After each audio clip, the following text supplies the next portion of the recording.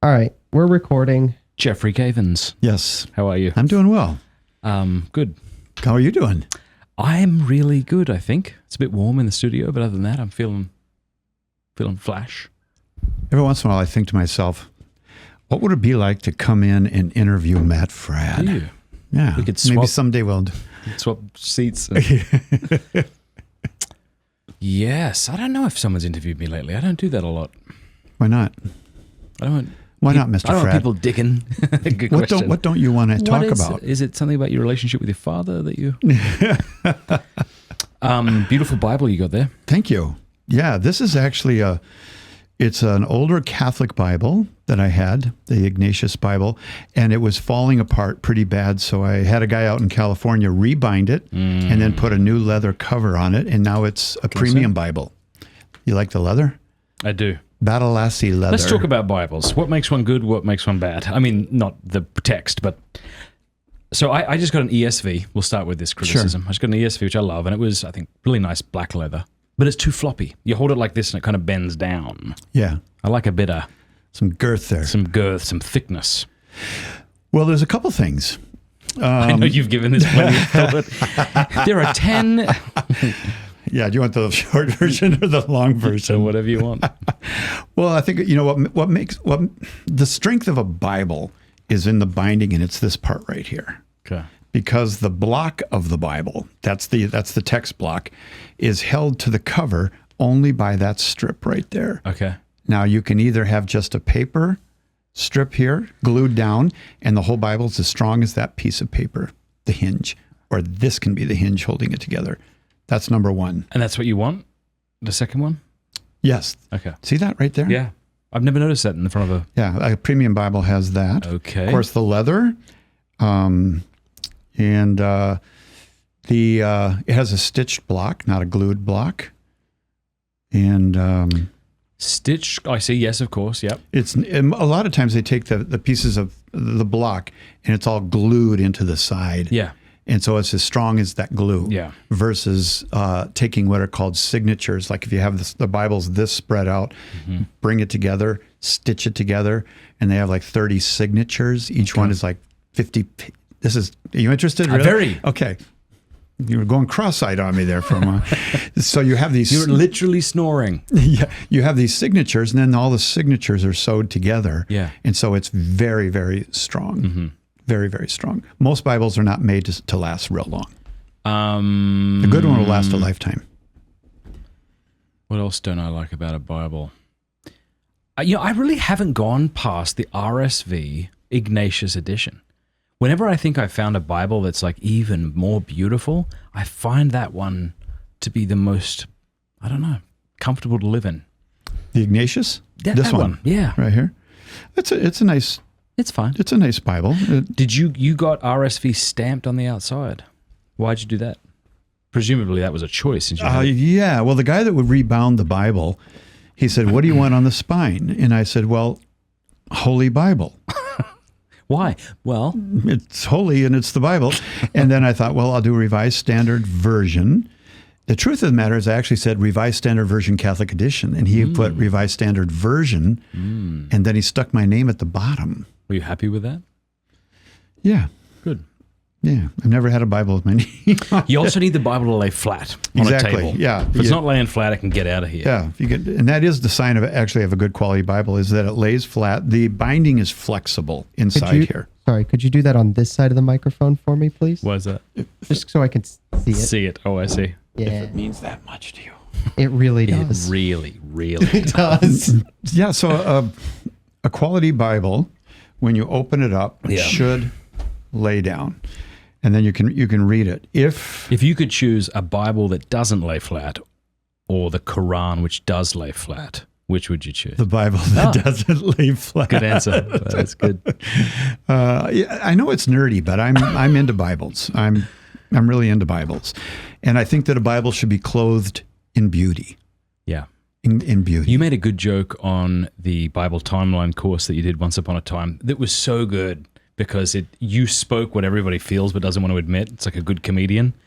You said something about, here comes New Year's Eve. You make this New Year's resolution. You're going to read the whole Bible in a year, and you go out and get a new Bible because the old one doesn't work anymore. That was just such a great line. Yeah, I'm surprised you remember that. That's Yeah. good.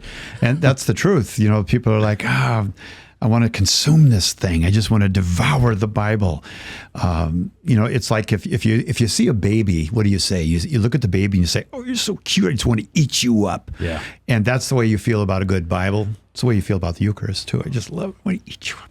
Yeah. And that's the way it is. They want to devour the Bible. But here's the thing about Bible philosophy 101 is that people want a Bible that they can live in. Yeah. And they want a Bible that will be with them when they're old. They want the Bible to grow old with them because it is, if you look at the patina of the leather, you look at the pages that they're worn, the messages that they've written Totally. it is like the lines on your face. It tells a story. It tells a journey that you've been on. But you want to live in it, I agree, but you don't want it to be, the margin to be so wide that it becomes unruly or the text becomes increasingly smaller to allow for the wide margins, yeah? No, you don't. Yeah. You and I are a lot like that. Oh, really? You want enough margin to make some notes, but you don't want enough margin to call it a diary. Yeah. Because you only write in a diary once. That's the point of it, But that brings me to something that I know I don't normally speak about this, and you and I haven't talked about it, but it's patina. What does that word mean?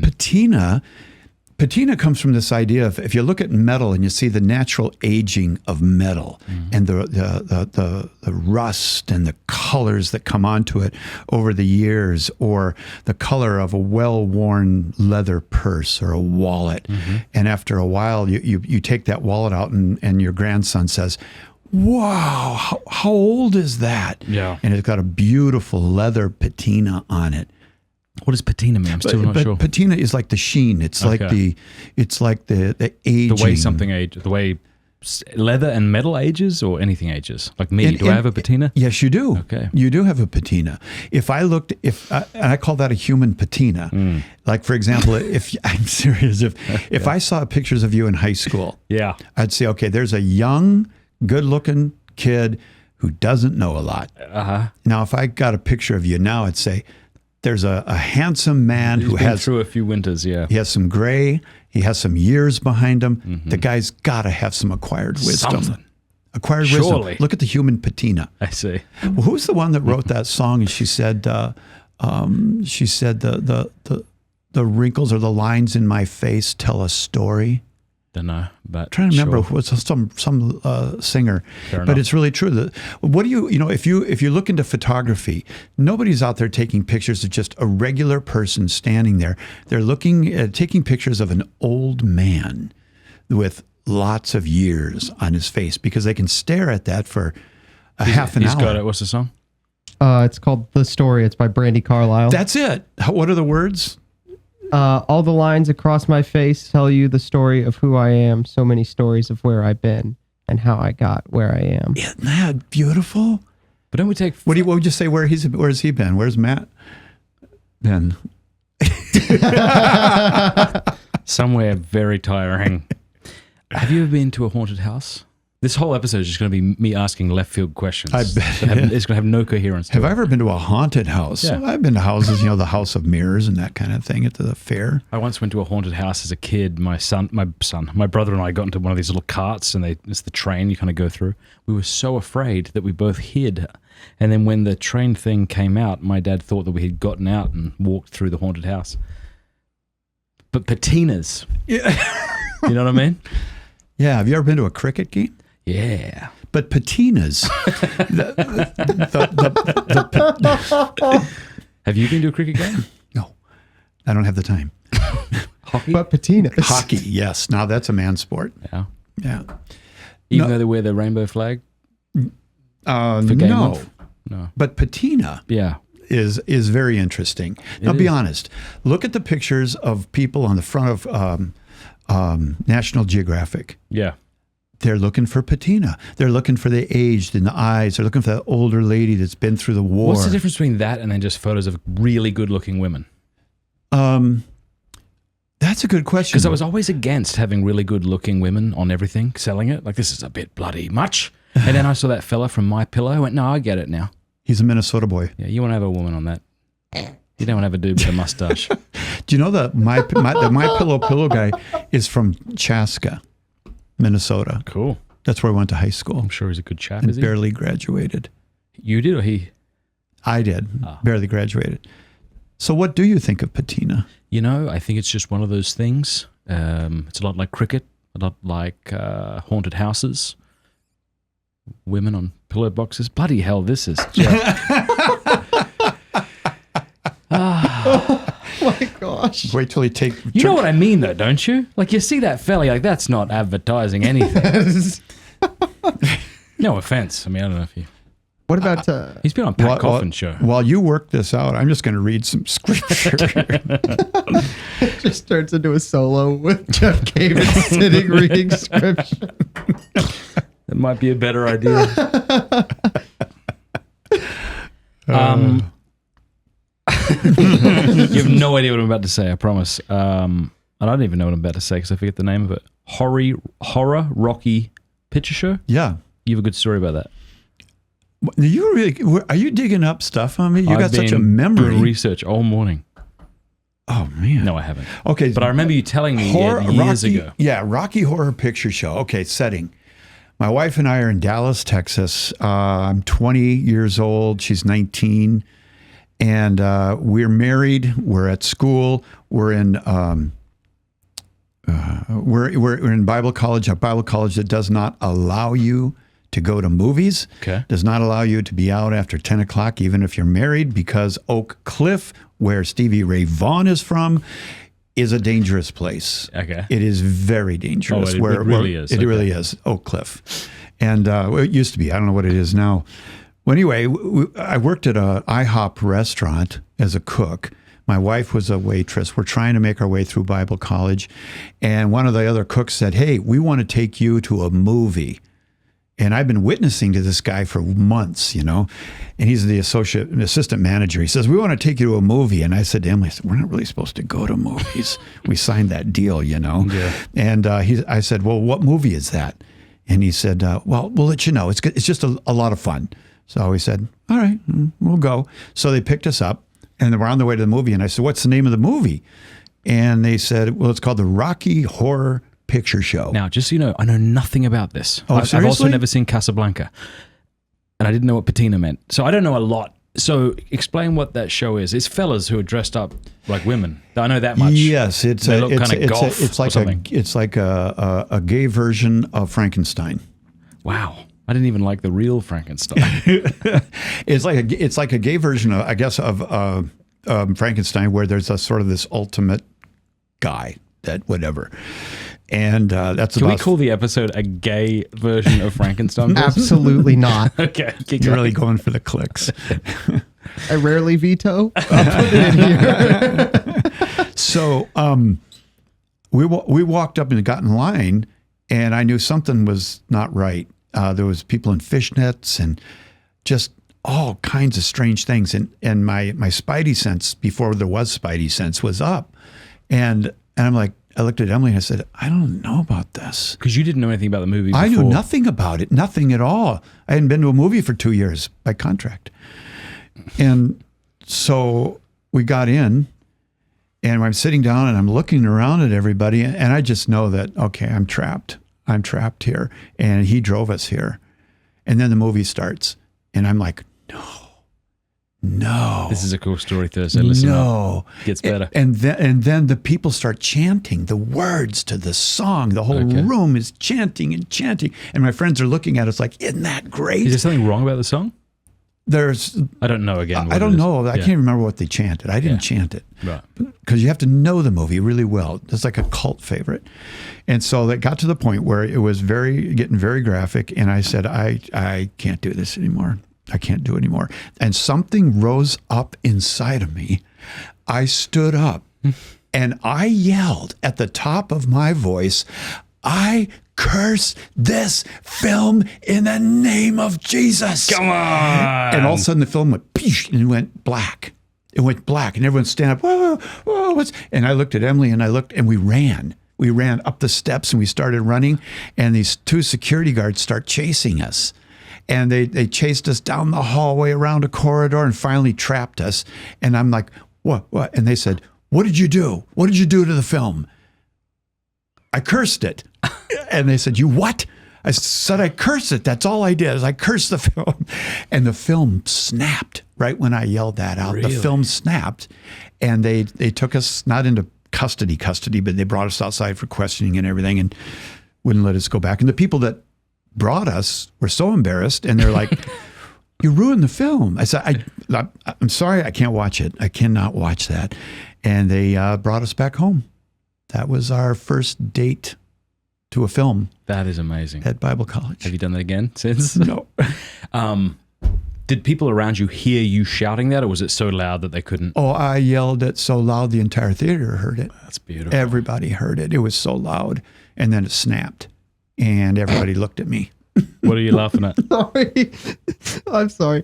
This just reminded me of something I saw the other day. Oh, come on. You can't be laughing at things like that. Then you have You Pouring my 100% heart do it. out. Yeah, this is... It's my... It's If my, you can say it quick, go. Some guy in Oppenheimer, the whole movie goes silent right before the bomb goes off. Uh-huh. And some guy ripped one right in that silence. And I saw a video Ruined of it. So I thought you said there was weird sex stuff in that movie. That's why I'm not going to see it. Yeah, I'm not either, but it was the video of a guy. Oh, it was a video of a guy He, watching it. I Okay. think he did it on purpose. Are you guys taping? When did you first meet Scott Hahn? Again, this is now my plan for the rest of this interview is just to ask left. You're forward. over all the patina and... Yeah. We'll get back to the patina, but Okay. when did you first meet Scott? When did I first meet Scott? So, yeah, I had picked up a book. I was getting ready to be received into the Anglican Church Okay. as a priest. And I was getting ready to be brought in as an Anglican priest. I left Kansas City where they said yes to me. And there was a book table, and I saw a book there called Evangelical is Not Enough by Tom Howard. And I thought, man, that sounds good. And he must be Anglican. So I picked it up, saw the table of contents, loved it, bought it. And then I, on the way home on the airplane, I read it. And he mentioned that he had become Catholic at the end of the book. And I'm like, what? No. So when I got home, I got his phone number. I dug it up and I called him and told him that I loved his book except for that last page where he became Catholic. And he said, yeah. And he told me how. I said, I got to know how. How did you do that? He told me. And I said, the same thing is happening to me in my life. And I don't know what to do. And I'm merely in a decision point in my life. And he said, well, there's a couple guys I want you to meet that have kind of been down this road recently. One is Marcus Grodi, and the other is a guy called Scott Hahn. What year was this? 94. Cool. And I had never heard of either one of them, obviously. I lived in Dayton, Ohio. Scott was in Steubenville. And I wrote their names down, their numbers, and I put them on a windowsill and kind of forgot about it. And then one day I saw those numbers and I thought, well, I'm going to give him a call. So I called up Scott and he answers the phone, Scott Hahn. You know? Yeah. And Scott here. Scott. And I said, Scott, Jeff Cavins down in Dayton. Listen, I got your number from Tom Howard and he told me to give you a call. Yeah. And so I started explaining to him what was happening in my life, and I was discerning the Catholic Church, and I was reading the Church Fathers and everything, and I had pretty much come to a conclusion that I thought I was going to become Catholic, but he told me to call you, and I've been sitting on it for quite a while, and then all of a sudden he breaks in, and about 5 minutes into the conversation, he says, Jeff, and I said, yeah. I just have a funny feeling that you and I are going to be best friends for a long time. And I'm like, who is this? You know, anyway, what can you answer my question? And it turned out we did. And so it was about a month after that, I came over to Steubenville to spend a couple of days with him here. And it was then that I met him at his house, and I brought my Bible timeline with me that I had created. And what do you think? Well, I said, this is what I've been doing. And I laid out this Bible timeline, and he looks at it and he says, oh, It does sound like... this is amazing. He said, my only regret is that I didn't do it. And that sounds like him, doesn't it? It's like he clowns with you in that way. But we hit it off from day one, and we just literally became best friends. And we're only 10 days apart. He's 10 days older than me, so I'm sort of forced to respect him. But we became best friends. He's the godfather of our middle daughter, Jackie, and we've traveled the world together. We've taught, we've done video, television, and I owe a lot to him because he's been such a good brother, big brother. It's interesting to see the different waves of Catholic personalities and presenters and things over the years. Yeah, like I'm in the kind of wave of Trent Horn is a fellow, and these fellas, Sure. Christopher would be a little above my time, probably a little after yours. Christopher West. Yeah, maybe. Well, in Steubenville at that time, a lot of people don't realize this, but from 1993 to 1997, we'll say a 4 to 5 year period, there was an extraordinary, or as they say in England, extraordinary. It's much better. How they say it in Australia? Extraordinary. It's not spelled that way. Extraordinary. Extraordinary. It was an extraordinary time because you had sitting around Steubenville, right, unemployed. you had Tim Gray, right, Ted Sri, Curtis Martin, Marcus Grodi, myself, Jason Everett. Was Christopher here? No, Jason Everett was. Yeah, he was probably at university at the time. Yeah. Now go on to say what they then went to found, because people may not know those names. Okay, and so I'll do that in a second. We all were friends. No competition, nothing, just friends that love God, were sharing all the best with each other. Kind of like a modern day Inklings, with Chesterton and C.S. Lewis and Tolkien. And just really good relationships. Scott was really in a hub there, in a hub role, along with Father Michael Scanlon. And from that point, it just exploded. It exploded. And you have Curtis Martin goes off and starts Focus. Tim Gray goes off and starts AI. Augustine Jason Institute. Everett, Augustine Institute. Not artificial intelligence. No. Jason Everett goes off and starts Chastity Project. Sister John Dominic goes and starts the Dominicans in Ann Arbor. Wow. She was a part of that. I go to EWTN. Ted goes to Atchison, Kansas. And there's like 10 more names that I apologize for not remembering everybody, but it was like this. It was like this explosion of ministries. And one time I was talking to someone at OSV, or Sunday Visitor, and I said, if you want an interesting article, you ought to go and gather all those fragments that exploded, bring them back together, and ask yourself, what went into that moment?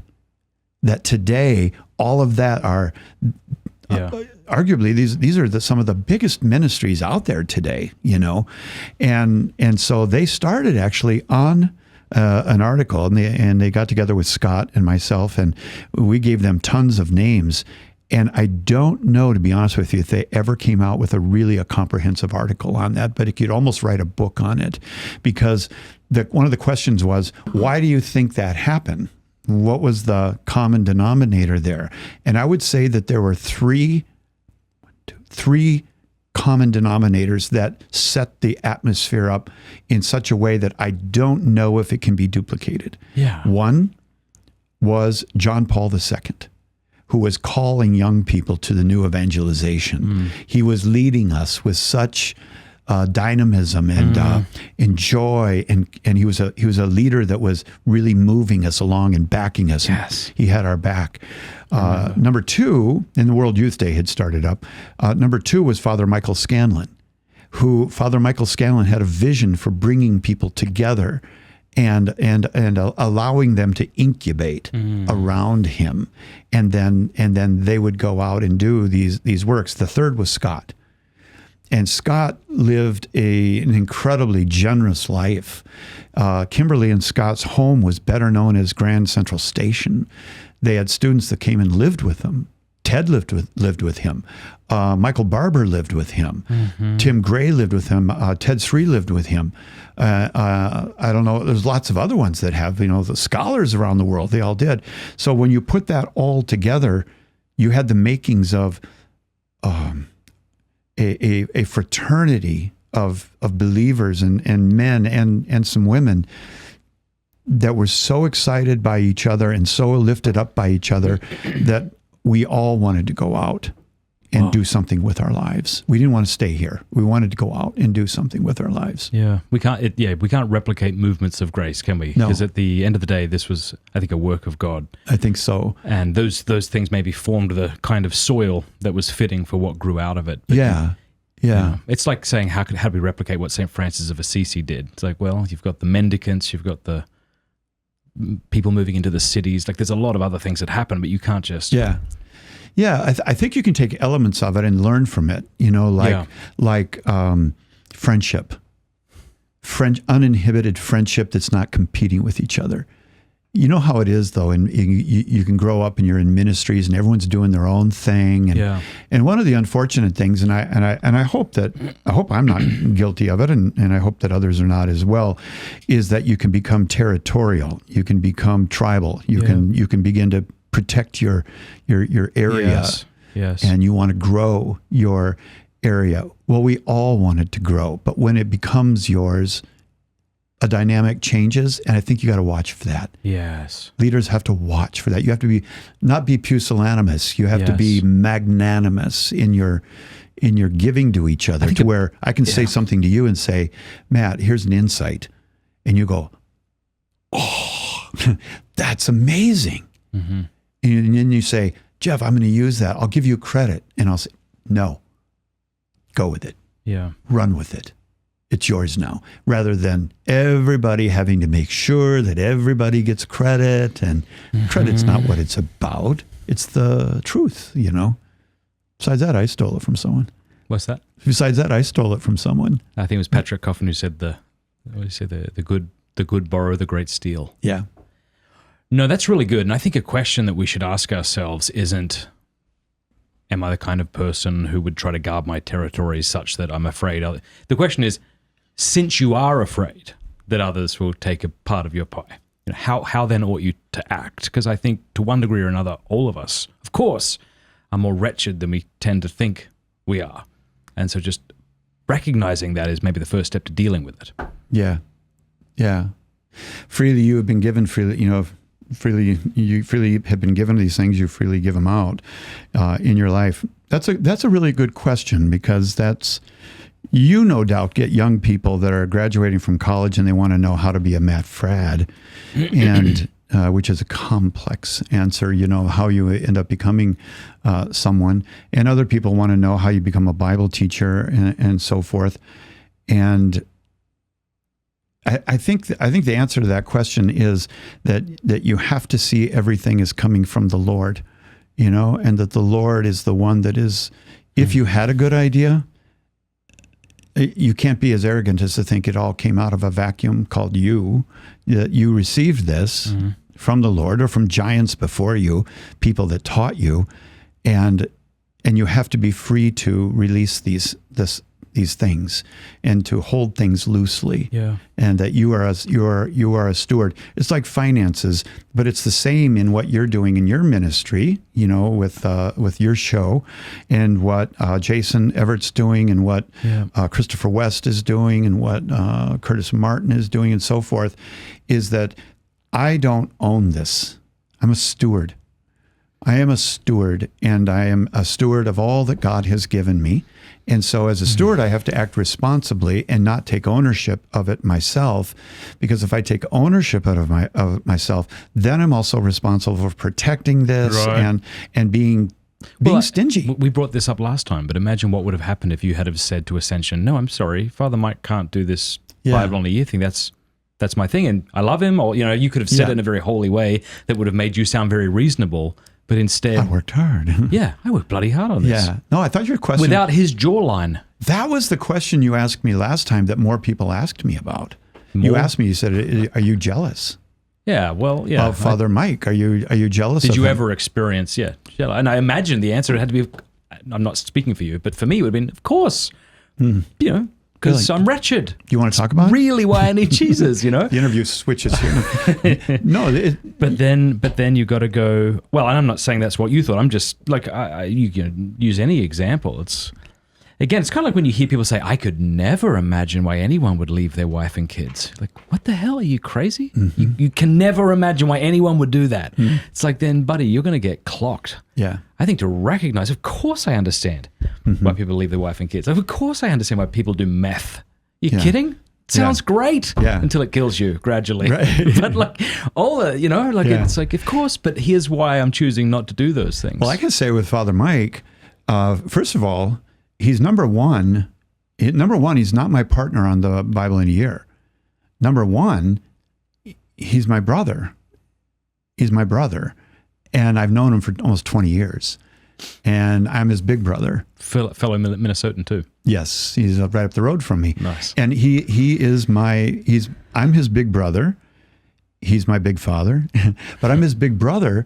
And as a big brother, I love him. And anything I can do to help him complete what God has called him to do, I will do it. That's good. And if that means that I don't have anything to do with it anymore and he runs with it, whatever the Lord wants. And I truly mean that, is that the thing that's beautiful about my relationship with Father Mike is because we love each other dearly, is that we're brothers. Yeah. We have never competed. We have never tried to outshine each other. We have never, ever been bothered by each other. We love each other. And I just delight in his gifts. And when people come up to me and say, oh, tell Father Mike hi, I really like Bible in a Year. And I say, I will. And he'll appreciate it. But you could have a selfish attitude of, you do realize. Yeah. Do you have any idea who I am? Yes. Not really. Dr. Hahn, is it? Damn it. Yeah. Say hi to Kimberly. How do you think that I pass on this show? Like, what's the job of somebody who runs a show? Because, you know, pre-internet, pre-YouTube, people are writing books, they're coming up with courses, they're creating companies that are hiring and sending out, you know, Catholic Answers, this sort of thing. Yeah. What do you think that looks like, let's just say, for this show? For your show? Yeah. I'm being serious. It's kind of funny, but... No, like, it is funny though. I mean, you're like, show me Tell how me to exit. exactly what to... I need to exit. Please, God. No, it's a good question. Because I wonder if a show, I'm going to just let me just kind of add some padding to this. Because I think a show like this, what's different about this show Thursday, and you're welcome to put in your 2 cents, compared to say like a solo thing that say Taylor Marshall or Trent Horn or these other people tend to do, is it really is less about me, you know, partly because I have much less to say than a Trent Horn or something like that. So I think the show could survive, definitely. You don't think so? I think the show could survive without me, maybe. No? And this isn't meant to be please nobody start patting me on the back. That is not the intention of this. I'm just wondering how an apostolate like this passes on. Like, just like you did, you're bringing other people into it. I wonder if YouTube channels even have that, what do you say, kind of structure to enable somebody to take over? Yeah, like when Carl Keating left and Chris Check took over at Catholic Answers, that makes sense. Can you do that with YouTube channels, do you think? No. Why not? Because as much as you say it's not the case, it very much is the case that people are subscribed for you because you're very much an everyman. And so the style of interview you do works because people can put themselves in your place to have a conversation with the people you're interviewing. What if I got another everyman, expert and none kind of guy? Because I see your point. Because if you think of it, it would still be different. Because it wouldn't be you. Yeah. I would agree with Wednesday. That's not my name. He knows. Okay. He's got a great dry sense of humor. Oh, okay. I didn't get it. I thought you just got it wrong. I was like, it's fine. It's fine. It's fair enough. It's close enough. Literally one day before. Roger knows what he's talking about. Exactly. I would agree. That's how easy we can be replaced. Patina. Back to the... I would agree with Thursday in that what makes Pints with Aquinas unique? let's admit there are hundreds and hundreds of interview shows with the same kind of mics and the same idea of we're going to talk. I mean, Joe Rogan was kind of a pioneer in that way. Yeah.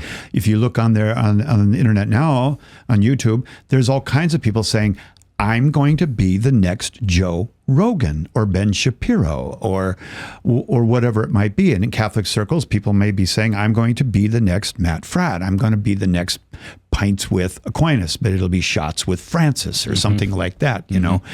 And I think Thursday's right in that what makes the show successful is the combination of you as a personality and the wealth that you have of experience, of knowledge, your interests, that accent, and everything that makes up Matt Fradd. All right. Nobody can duplicate that. I really, fair enough. No, but listen, nobody can duplicate it, but also nobody can duplicate how you interact with a person. Yeah. They You're very can't do much it. a mirror man. They can't do it. And so if you were saying, okay, we're going to do Andy from The we're going Office, to do or- Pints with Aquinas without Matt Fradd, you say, okay, we're going to either change the name or I we're going to see. change the expectations on the show with the audience. We don't want them to expect what they had before. Expect this now. Then what do you think someone like me or someone who has a channel that's larger like this, how should they seek to go to the next level? Well, like calculating, somebody else comes on, the thing keeps running. Maybe Yeah. it's like, no, this thing's not supposed to keep running. Honestly, one of my joys is having people on that are relatively unknown and people seeing them and beginning to follow them on YouTube, beginning to buy their books. That's a great joy for me. What are you saying about me? It's like yourself, for example. Jeff's Cavins, is it? Yeah, so maybe that's what it is then. Yeah. Well, Because it's weird to grow something and then either to feel enslaved to the bloody thing. Oh, I got to see this one through. Matt Fradd's like 73 trying to do interviews. he They're not drops working. his cane over there. I'll tell you what I'm doing. Great Adventure. I've done 2 iterations. I've done 3 iterations of the Great Adventure. The last one was probably 10 years ago or something. We may not come up with a new one and come up with something very, very special. If we do, praise God. After that, then what I would say is that I have a responsibility to help this continue. Again, the Great Adventure is not my property. Legally, now, it's not my property. Oh, but- it's not. no, Even it belongs legally. to Ascension Press now. But it's not my property. Yeah. It's my baby. Like this is your baby. This is you birthed it. You Yeah. know, you put blood, sweat, and tears into it. You moved across the world to do this. And so for me, I would start to look at who could take this to a new level, given that there's a new experience out there in life. It's a new internet. It's a new way of living. There's new ideas. But you just got done saying that can't happen, that this can't switch hands. Didn't you? No, I think it can switch hands, but like I said, that there has to be new expectations of what this looks like and what the people are going to get out of it. The people will never get out of the Great Adventure what they get out of it with me, Right. because of me, whether good or bad. I'm not saying good or bad, but if somebody else, let's say that somebody graduates from Steubenville and 8 years from now, they're really a good Bible teacher and they're expressive. They love to pass on the faith. And Ascension says, that guy's got it. That guy's got something there.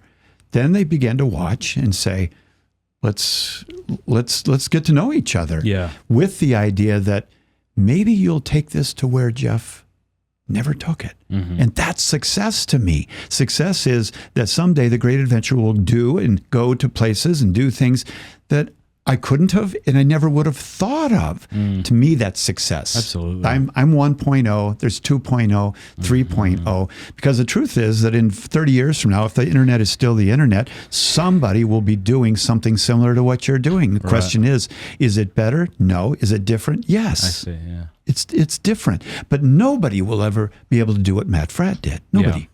So if somebody comes and listens to a different speaker who's teaching the Bible, they might get more out of it. Yep. They might get less out of it, but they won't get the same thing. They won't get the same And if thing. I go to someone hoping to get the way Jeff taught, I'm not going to get it and I might be disappointed. But Yeah. My hope is I'll get more. my hope will be they'll get more, and my hope will be that they have more fruit. As a result of it, I really do believe that with all my heart, so that I can, when I'm done, I can look back and say, I am so pleased that this person, this one, or they are doing what they're doing. Do you ever feel locked into this Bible thing? Mm-mm. Like you'd rather do other things, but everyone knows that? No. No, I think there was one time when I started thinking about other things that I wanted to say, and that it was. Think about somebody who's on television and they're cast in that role and they can't seem to get out of it. Yeah. Like, who would be one? Well, Does anyone know? Not movie. Think of rock stars. This is what bothers me a lot. When you watch these folks and they're now 80 years old and they still have the same hairstyle, the same thing. Like Hulk Hogan wears the bandana and the glasses, or what's the fella from Guns N' Roses, Slash, the guitarist? Yeah. I guess he's got to perpetually wear that stupid hat with the hair. Yeah, and right. What a sentence. Yeah. Or Michael from The Office. Can you see anyone but Michael in a movie? Well, that's different though. He's not trying to he maintain. was established beforehand. I think the good example is Ron Swanson. Nobody can see Nick Offerman without it being Ron Swanson. Now. Yeah. Mm. Even when he he's was doing, not established before. Even when he's doing disgusting gay sex on Among Us. Or Last of Us, I mean. Did you watch that show, Last of Us? What? There was a random gay sex scene that I watched. I turned it off. It was gross. It was so gross. I'm in shock right now. I'll let you guys talk among yourselves. Just read your Bible. Did you not see Last of Us? No, I didn't. So Someone here's told why. me it was good. They were like, it's good, but there's this like weird gay thing. But after that, So it's fine. I didn't. I heard it was was good. that fella? But I've wanted to play the game for years, and so I wanted to play the game before I watched the show, and I still haven't gotten around to it. Okay, but the difference between, is it Nick Hoffman? Nick Offerman. Whatever his name is. Yep. Or who you brought up, Scott, whatever his Steve name is, Carell. Steve Carell. The difference between them and the Slash is one of them's trying to maintain a persona. Yeah. The other one, you can't see them anything but because they were so good in that. Yeah, no, I know what you're saying. Yeah. So for me, they call me you're the Bible guy. You did on the last show. So you're the great adventure guy. You're the Bible guy. You're the great adventure. Yeah. And that's true. Way better than the porn guy. Just so you know. Yeah, that's true. Patina.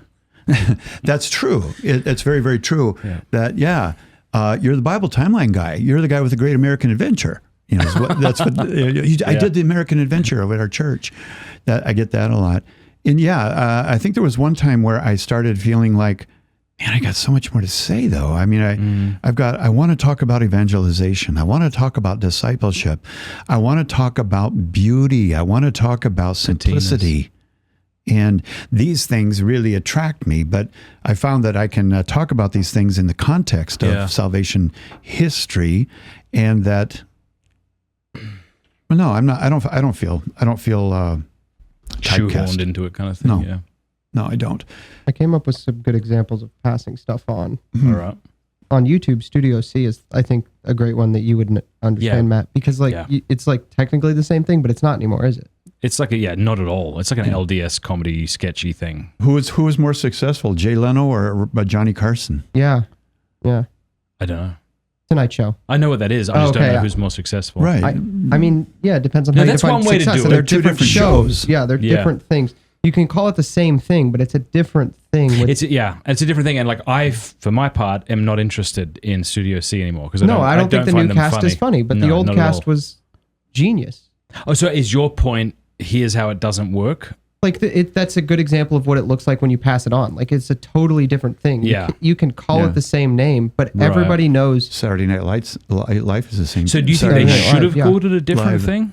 I don't know if they should have. We were just talking about like when you pass stuff on, What it looks like. what that looks like. And it's Gotcha, like you can say it's the same thing, but everyone who was a fan of old Studio C, when you say Studio C, Yeah. immediately goes, yeah, but the old guys. That's so much better. Yeah.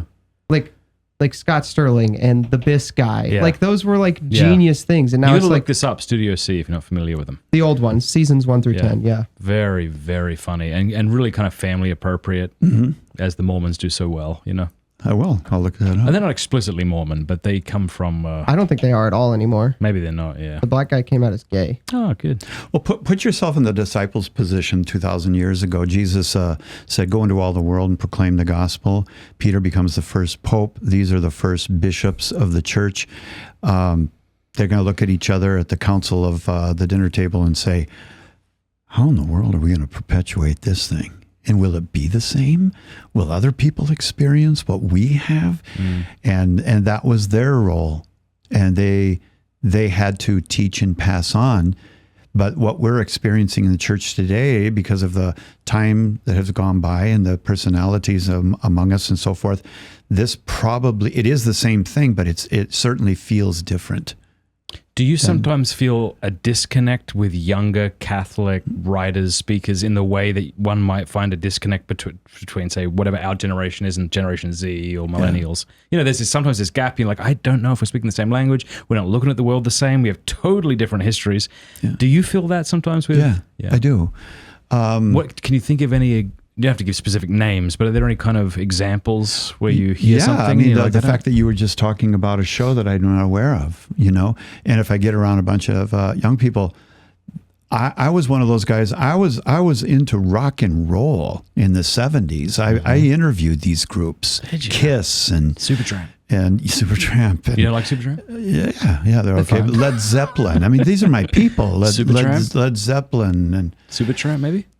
I saw that move. Yes. Spinal Tap? You into Spinal Tap? Did you what? When you say you interviewed these people, you met them? Yeah, my job was to interview rock groups in college. I was the editor of the paper, so I got backstage pass. I had pictures of myself with Kiss. What? And showed my future mother-in-law. That's when she wasn't going to let me date Emily.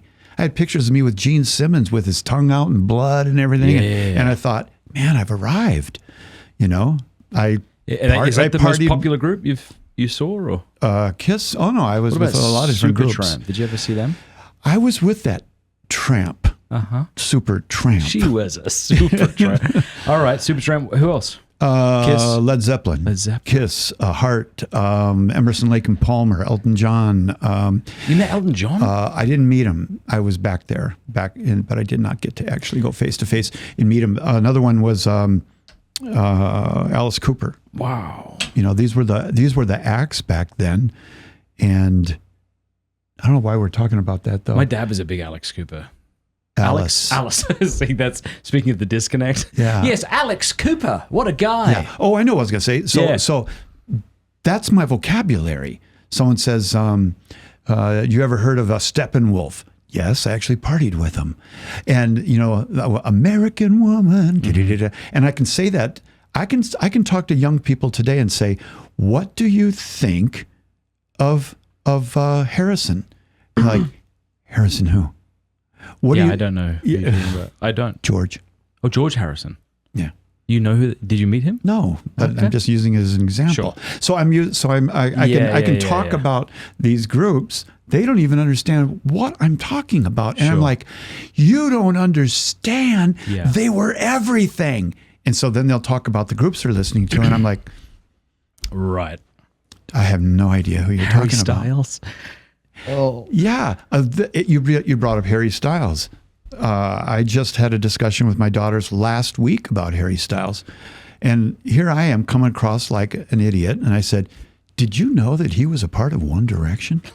And they're like, Dad, just stop. Show yourself out. Just stop. You know? And I said, have you seen the way he dresses? And they're like, yeah, that's Harry Styles. And I'm like, So now it's a bit different, isn't it, girls? Just a little bit weird. Yeah. Meanwhile, you're with Gene Simmons in makeup. Yeah, and they're like, Dad, that's so gross. Yeah. So to answer your question in a serious way, I would say yes. See, I do, but I want to know. I want to understand, but I don't expect them to think that I'm cool. That's very good. You know, that's a bad place to be. It's a very bad place to be. To have a 40-year-old man. Yeah. Trying to act like someone. Do you guys want to go skateboarding? You know, Who is that crazy guy? All right, I want to say thank you to Emmaus Academy. They've put out this brand new digital platform to help you grow in your love of sacred scripture and therefore your love of Christ. If you're like me, you know how tempting it is just to waste so much of your day on YouTube, like maybe you're doing now, or listening to political podcasts and other things. The truth is, we do often have the time to grow in our knowledge and love of Scripture. We just need a helping hand, and that's what this brand new digital learning platform is going to help you do. It has short courses on Scripture that you can take. You can learn from Dr. Scott Hahn, Dr. John Bergsma, Father Boniface Hicks, many more. I've been on this platform. I have a subscription to it, and I mean it when I say it's actually really excellent, and it'll help you love Scripture. I think a lot of us want to love Scripture, but we feel guilty that we don't love it as much as we should. Platforms like this will help you do that. So click the link in the description, stpaulcenter.com/Matt, and sign up. When you sign up, you get 2 weeks free to the entire platform. I mean, think about how many times you and I have subscribed to, say, Hulu or something else, when we could be doing something like this and growing in our love of Scripture. So again, stpaulcenter.com/Matt. Go sign up today. You get 2 weeks for free. If you don't think it's worth it after that time, cancel it. You won't be charged a cent, but I think you'll be really impressed with what you see. But see, I do, but I want to know. I want to understand, but I don't expect them to think that I'm cool. That's very good. You know, that's a bad place to It's be. a very bad place to be. To have a 40-year-old man acting, trying to act like someone. You guys want to go skateboarding? Who is that crazy guy? That's a great point, because it's funny you say that, because I'll sometimes watch people speak on YouTube and I think, I don't think they're being authentic. I might be wrong, but to me it doesn't ring true. But then I'll see some much older folks just being themselves, and they actually resonate with a lot of people. I think of Ralph Martin, for example. Yeah. Or Christopher West is just being himself. Yeah, I try to be myself. I speak to youth. I speak to young people, but I don't pretend to be cool or to be hip or to be informed or anything. I just want to talk to them as a man would talk to people, and take them seriously. Because I think more than anything else, number one, they're going to smell a rat. They're going to smell a fake. Number one. Number two, if you love them, and you really speak to them as an older brother, they sense it. They receive it. Do you think a lot of the energy, it's undoubted, at least from my experience, that the energy that felt present in early 2000, Catholicism has gone? It hasn't gone. Maybe that's a bit hyperbolic. But the energy that was brought about by the new Catholic apologetics movement in the United States with Keating and Madrid and yourself and Hahn, it just felt like, here we go, boys. And then you got Benedict, yes! And then Francis, and we tried to pretend we're still going up, yes! And then it just kept getting very confusing, and I'm sure it's a myriad of factors, not just Francis' pontificate. Yeah. It's social media, it's all of that, but it just feels like the wind has been sucked out of our sails, whereas I don't sense a lot of triumphalism. No. Among Catholics, unless they're a kind of traditional type, and I'm not even condemning it, but I don't sense that energy in... Do you? Or maybe I'm not in the right places. Maybe people do still have that. No, I think things have changed. I do. I think back in the 80s or in the 90s and the zeros, throughout Pope John Paul II's pontificate, going into Benedict's pontificate, I think there was a sense that we were one. I think that there was a unity, more of a unity, and the unity was around the truth. It was around the content. It was around the realization that we are one body. We are the church. We are God's people. I think today that I don't sense that, and I could be wrong, but I don't sense that young people are rallying around truth as much as there has begun a tribalism. And a tribalism is partly due to the power of the internet, and that anybody can lead a tribe if they have a show. And if they have 2 or 3 people that are sort of like-minded and they all get together and they interview each other, that creates a tribe. And tribes typically exist by defining their enemy and who they are different from, and then trying to raise up the number among them and reasons why, and coming up with evidence why. And the unfortunate thing, though, is that in the midst of it, people start looking at the tribes to, we're going to gain more from you and you, which tribe is winning, rather than the mission going out. And I think in a way we're sort of right there. That's why I don't get involved in these arguments, and I don't get involved in these questions about what's happening in the church today, because I know what Jesus told us to go and do, and I want to stick with that. I want to train people how to win souls. I want to train people how to take the kerygma, the proclamation of the gospel, to their work, to their college, how to communicate the basic gospel with a very transparent, loving heart, with other people. And I'll say something that, I hope people don't take it the wrong way, but if you get bored with the message and you refuse to do the message, then you will be more focused on building your tribe. And I think that that's a truth, that the moment you take your eyes off of Jesus and his mission, you start looking at each other and what we're saying, and it's more of an in-house, like brothers and sisters fighting type of thing. I agree with everything you just said, and I think it's admirable to want to stay out of the questions that you don't feel the Lord's called you to address.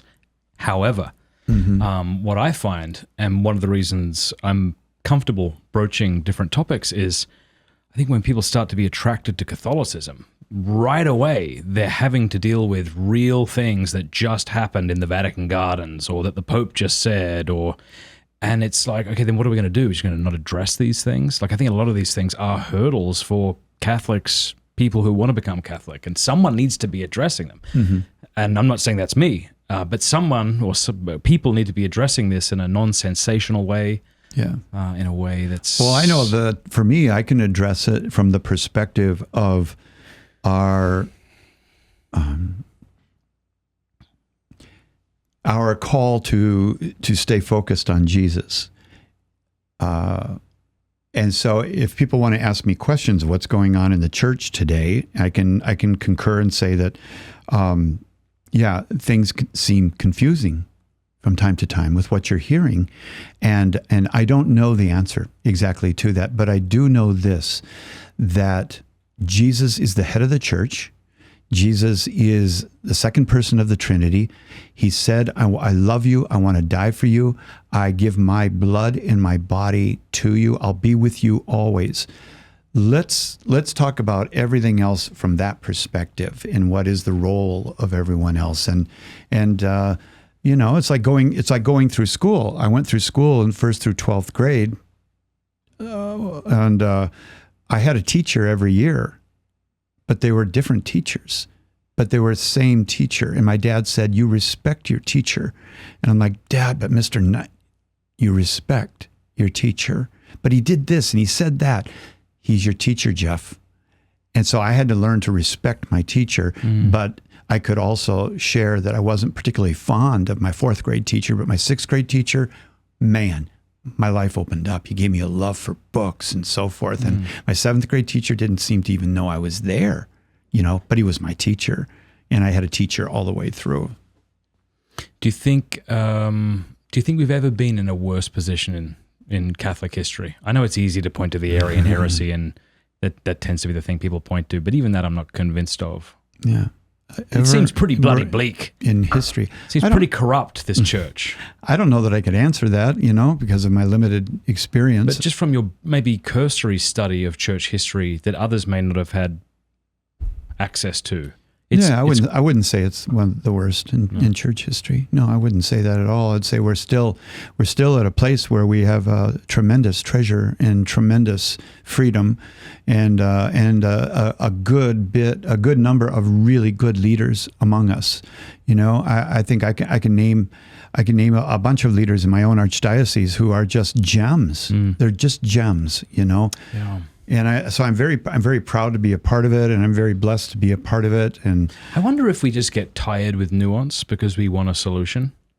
And sometimes when people offer nuance or caveats to a certain problem, we think that they are not taking the issues seriously. I'm trying to think, how would I forget the church? Let's take the city of Steubenville, right? There might be, let's say, certain corruption in Steubenville government. There might be people who are less than helpful, and people get fed up with that, and they express that to you. If you say, well, that's true, and yet we do have, it's like, no, I'm done. I'm at my breaking point now. I'm not willing to listen to any of that, but there's still a few good. Yeah.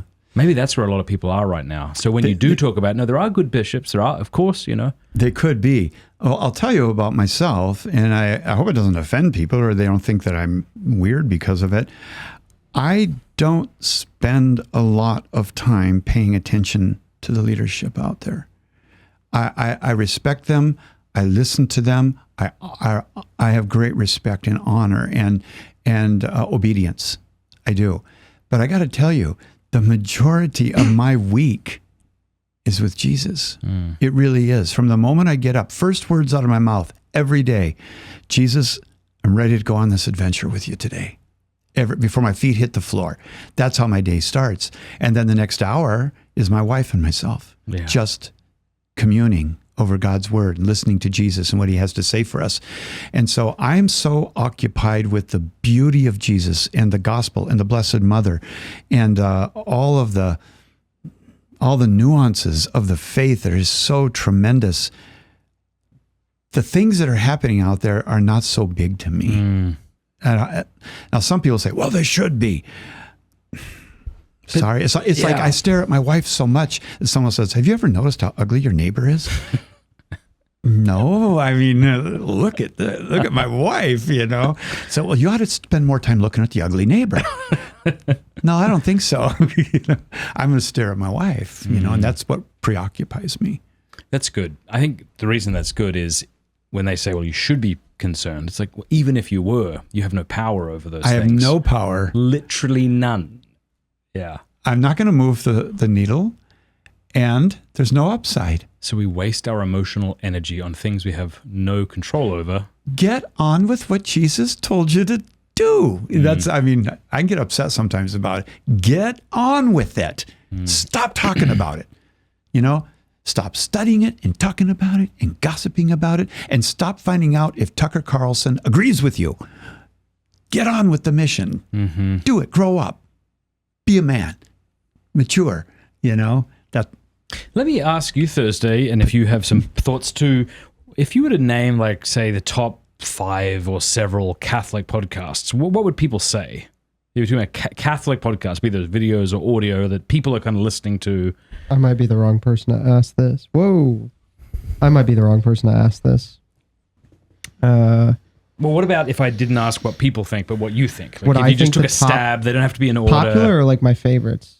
No, either, I guess. I don't know. Popular. So popular.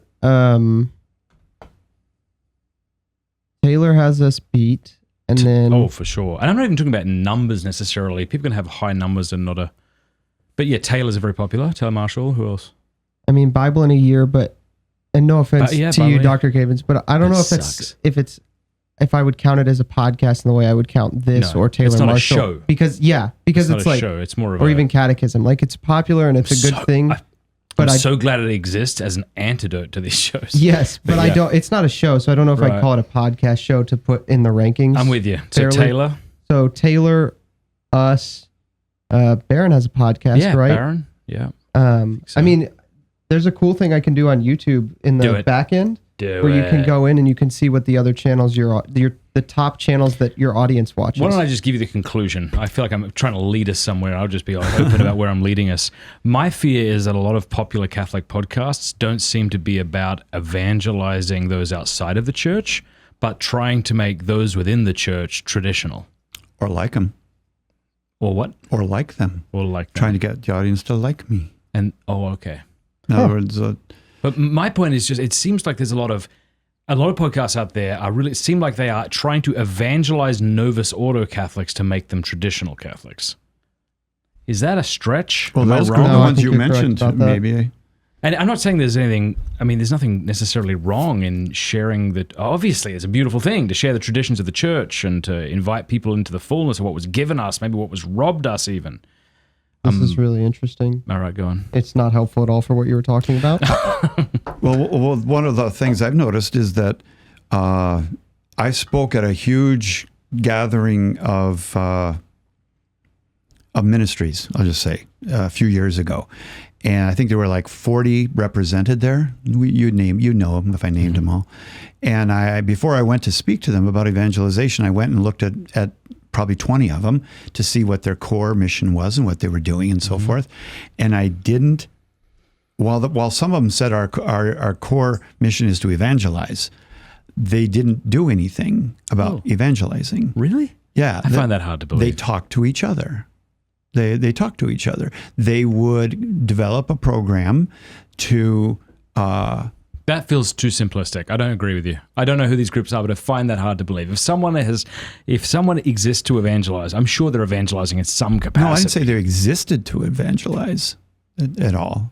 They didn't exist to evangelize. Oh. They existed to reach an entity. Okay. It could be men. It could be women. Okay. It could be that type of thing. But when you look at what's actually happening, no one is actually going out to the unbaptized and saying, come in. Yes. And I want to sponsor you. I'll be your sponsor. Come into the RCIA, OCIA. That's what I'm talking about. Is that something that a corporate group is even meant to be doing? Like individuals within a group are meeting friends and are hopefully talking to them about the faith, but like what I don't know if that should be the core of what they're doing, but I think that we should equip people. Well, what about St. Paul Evangelization? Isn't that what they're called? Yeah, they do a nice job. They go out on the street. Is that what they're called? That's their St. Paul. Do you mind looking that up? Street Evangelization. From what I see, they're doing terrific work. That's their stated. They're actually evangelizing. This is what we do. We go out and we do that. And granted, there are different ways of evangelizing. I know you'd say you disagree with me, but I would disagree in that the numbers just aren't there. They're just not there. Coming into the church. They're not there. Yeah. You can go to a church of 3,500 families and 4 people come into the church. I see. 2 read a Scott Hahn book. 2 got married in the church. And we call that success. We call it evangelization. We call that reaching the world. I see what you mean. In the Fortune 500 world, you'd be fired. Right. Quickly. And so I think that there is a deep need to train people on how to open up as simple things like, how do you start a conversation? How do you start and maintain a conversation? How do you listen for the pain in someone else's life? How do you look at their eyes and see the person's been crying? And do I have any permission at all to say, Matt, buddy, you look like you've been crying. Are you all right? Instead of thinking, well, it's none of my business. You know, that's what I'm passionate about, because I don't see us. No, I do see your point now. Yeah. So you could have a group that exists for the sake of evangelization. They've got a very slick looking website, different programs. All of them are good in their own right. And you want to know, like, can one of you raise your hand and tell me who you just brought into the church? And maybe they'd say something, but it doesn't seem. Yeah. Yeah. I mean, poll your audience. Ask how many people came into the church in your parish. They say, well, 9. How many people are in your parish? 3,800 families. Does that sound like a good thing? I mean, I'm happy for the 9. Yeah. But does that sound like all of the podcasts, all of the publishing, all of the plane trips, all of the conferences, all of the hotels, all of the going to Rome, 9. all of the pilgrimages? Yeah. Really? Yeah. Well, if I sure hope you feel better, you know, because of all this activity, and we should be seeing people piling in to the church. I believe that we should see on the Easter Vigil, not 3, not 4, but 120, 140 people. I might be wrong here, but I'd be willing to put money on the fact that more traditional parishes are bringing in and evangelizing more people. I think you're right. I do think you're right. I'm speaking broadly, but certainly there are parishes that are known for being on fire, faithful, and they do have more. Who's the last person you evangelized? Last person I evangelized is a young lady that I'm bringing into the church in about 2 months from now. And her name is Sydney. And she is a beautiful young lady who has really been searching her life. I'll just leave it there. She's been really, really searching. And she is a friend, or she's a daughter of a friend in our lives. And I met her about 4 years ago, 3 years ago. One of her relatives brought her to a talk that I was giving. And after I was done, I went over and I said, "Hi, how are you doing?" And she said, "Fine, fine." And I said, "I'd like to buy you a cup of coffee sometime, talk to you." And she tells me now, she said, "Like hell." And she said, "Yeah, sure." And I said, "Okay, right, see ya." And it was about 1.5 years after that, I was just walking around and I said, all of a sudden I thought about her. So I'm going to act on it. Got on the phone, called her up, said, "Hey, this is Jeff." "Oh, hi." Oh, good. "Tell me why I called you." She said, "What?" I said, "Tell me why I'm calling you." She said, "Oh my gosh, we need to talk." We got together and her whole life changed. I don't want to go into it in detail, but her whole life changed radically. And I said to her, "I will meet with you once a month and I will teach you the faith. And I will bring you to a priest in a church that you'll come into and you'll have a family, but I will take on the responsibility of teaching you the faith." And so I meet with her at a coffee shop and I teach about Mary and about scripture and about the sacraments. And so in about 2 months, she'll be coming to the church, if that answers your question. It does, yeah. And I made a deal with the Lord. I'm going to bring someone into the church every year. Okay. And when you say bring someone into the church, do you mean kind of walk with them until they're... I'll be their sponsor. Okay. I will invite them to become Catholic. I'll invite them to give their lives to Jesus, and I will tell them I'll walk with you in it. And is the deal with Jesus that you have to walk with them? It's not enough that they heard a great podcast that you did and then you shoot them an email? That doesn't count, right? That doesn't it's count. It's got to be so, yeah. No, I want to be a part of it. I want to do what I'm trying to teach. Yeah. If you go out there, you need to bring people into the church. What are you doing, Jeff? I'm doing podcasts. Yeah. I'm telling people to do it, you know? Yeah. And I think that if you're going to do it, if you're going to say to do it, well, you should be doing it, you know? So I want to. I do. I want to. And it's joy. It's what I'm called to do. It's what my life's about, is telling people about the most important thing in my life that I would die for, you know? Mm-hmm. I would. Ask how many people, how many years will you go without telling people? Say that again? How many years will people go without studying the faith and participating in all kinds of things and never invite someone? I agree with you fully, and what I'm about to say isn't meant to diminish this at all, but I think it's also the case that the way people evangelize today is very different to the way it was 40 years ago, because of how the culture has changed, how Christians are viewed, how Christians evangelized in the past, the sort of stereotypical way. Have you met Jesus? And that would turn a lot of people off today, perhaps. If you were to die, would you go to heaven? Yeah, that kind of stuff, like Jack Chick Track, that sort of thing. Yeah. So there's that. I also think it's difficult to kind of start up a conversation with strangers because no one wants to do that because we're all buried in our phones, you know. And I'm the same. I get on a plane flight. I'm not terribly excited to get into a conversation with this person. I might be by the end of the trip if we accidentally get into one. Mm-hmm. But that doesn't seem to be what people want to do, is it? I think people find it hard to talk to strangers, and I think that when they get on an airplane, they like to bury themselves and they don't want to be bothered by things. I guess and one way of realizing that that's true is that it's usually at the very end of the trip that everybody becomes talkative to the people around them. Have you noticed that?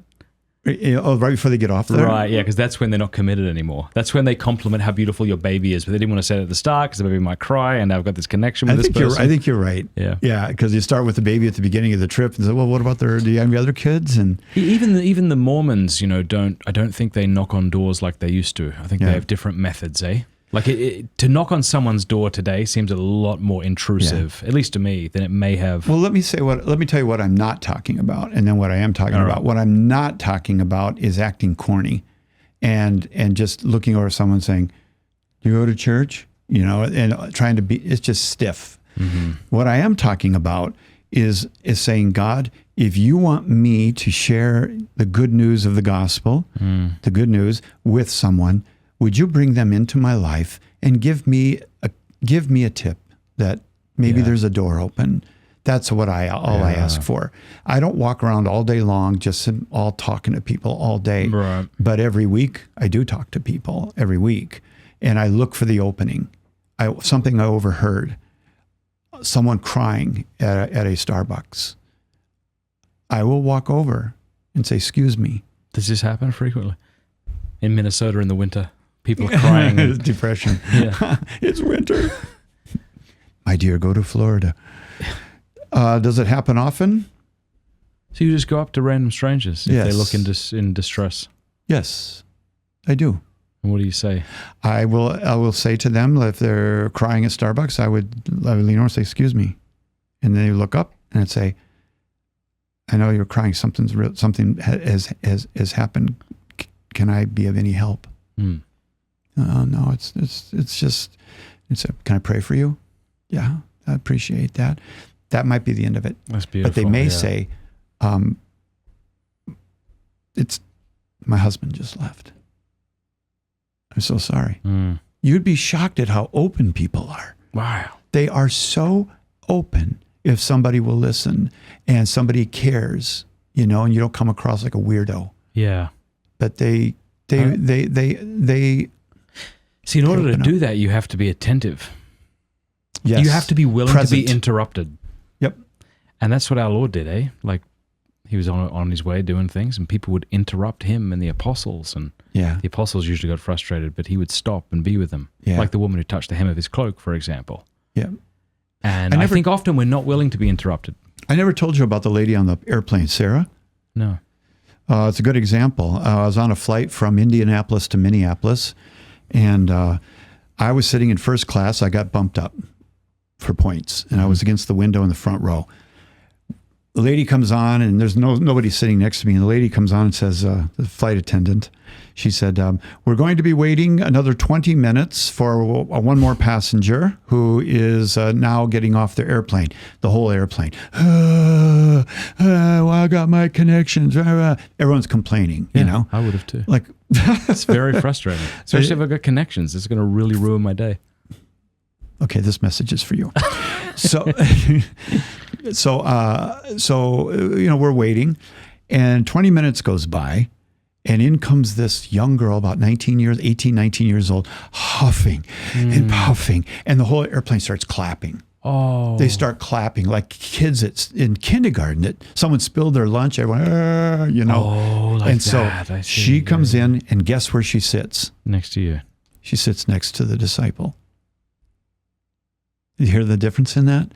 She sits next to the disciple of Jesus. And to be clear, that's you. To be very clear, that's me. Because the story would be weird if it was no. It was Sharon. Yeah. And that's I it. make that clarification. She didn't just sit next to another guy. She sat next to a disciple of Jesus. Mm-hmm. That's what we have to start seeing ourselves. Right. I'm not just a Catholic who reads There you and goes go, to conferences and things. I am a disciple on an airplane. And so she sits down, and I'm looking over at her, you know, kind of like, and I'm reading a Macintosh magazine for computers. And I'm reading about it. And I kind of looked over at her This like, sounds like a long time ago. huh? Was this a long time ago? I don't think they call them Macintosh anymore. So No, I'm it's a thinking Mac this- magazine. Okay. Mac, no, it was Still. no. When was this? 12 years ago, something like 12, 32. Really? That Mac magazine. Mac magazine. We're gonna catch you You here. go to We'll the look airport. this They got them. They got them there now. They still have them Do they? there. Okay. Yeah. All right. So you're reading a magazine. So and I looked over at her, kind of like, and Anyway, Patina. Patina. I noticed she had patina, and then I all of a sudden I hear this. Yeah. And I looked over, and she's sniffling. She's starting to cry. Can you keep it down? Yeah, you're embarrassing me. And I looked over there, and then all of a sudden she starts sobbing. Oh. She starts sobbing, and I'm like, oh my gosh. And I put the magazine down, and And here's the disciple of Jesus who's been following him for 40 years, 35 years at that point. And I'm looking over thinking, what do I do? What do I do? I mean, I had a television show. I've written books. I got a podcast. Maybe I'll give her one of those books. What do I do? What do I do? And she's just crying. And the guy across the aisle is looking at me like, did you? And I didn't do anything. I don't even swear. I don't even know her, you know? And I literally was at an impasse. What do I do? So my first thought was to do what we were all think we should do, and that is I'll just sort of silently make a little prayer for her. You know? Yeah. But that's not what she needed. So then I thought, here goes. And I said, excuse me. And she wouldn't look over. I said, excuse me, can I help you? Can I help you? And she had buries her head in her hand, says, no. And I said, okay, I did my part. back with my magazine, like, you know. There's my one evangelization for the year. Brought her to the score. Try my best. And so I went back and read it, and then she's just sobbing more. And I thought, okay, I can't just sit here. Jesus is inside of me. Yeah. I'm the body of Christ. Jesus would not just offer up a quick one prayer by rote. Yeah. So I said, excuse me, look, excuse me. And she kind of looked over a little bit, and I said, what's your name? And she said, Sarah. I said, Sarah, what's going on? I said, my name's Jeff. I really care. What is happening? I want to help you. And she said, my brother, she said, my parents, she's crying. She said, my parents were on a cruise in Alaska, and I only have one brother, and he's in Seattle, and I just got a call. And she starts crying. He's dead in a car crash. And I'm like, this is what they applauded about. Oh my gosh. And I said, Sarah, I'm so sorry. I'm so sorry. And then I thought, what do I do? You know, like men, we want to fix it. Yeah. I'm going to fix this thing. And I got a book on suffering. Here's a podcast I advise you to listen to. And I'll give you my suffering. book for 50% off. I'll even sign it for you. And I'm like, what do I do? What do I say? And so something rose up inside of me, Matt. Something rose up inside of me. And it was like Jesus was saying, let me love her. Let me love her. But on an airplane? Let me love her. So I said, okay, I'm going to act like Jesus. Here goes. I reached over and I grabbed her by the wrist. And I shook her wrist. I said, Sarah, look at me. And she didn't look. I said, look at me. She had her face covered in her right hand. I said, look at me. And finally she looked over at me. Her hands came down and she was a mess. And she was looking at me in suffering and pain. And I looked at her and I said, Sarah, I said, are you a Christian? And she said, yes. She said, I'm Catholic. Oh. And I said, so am I. I said, look at me. I said, I am your brother in Christ.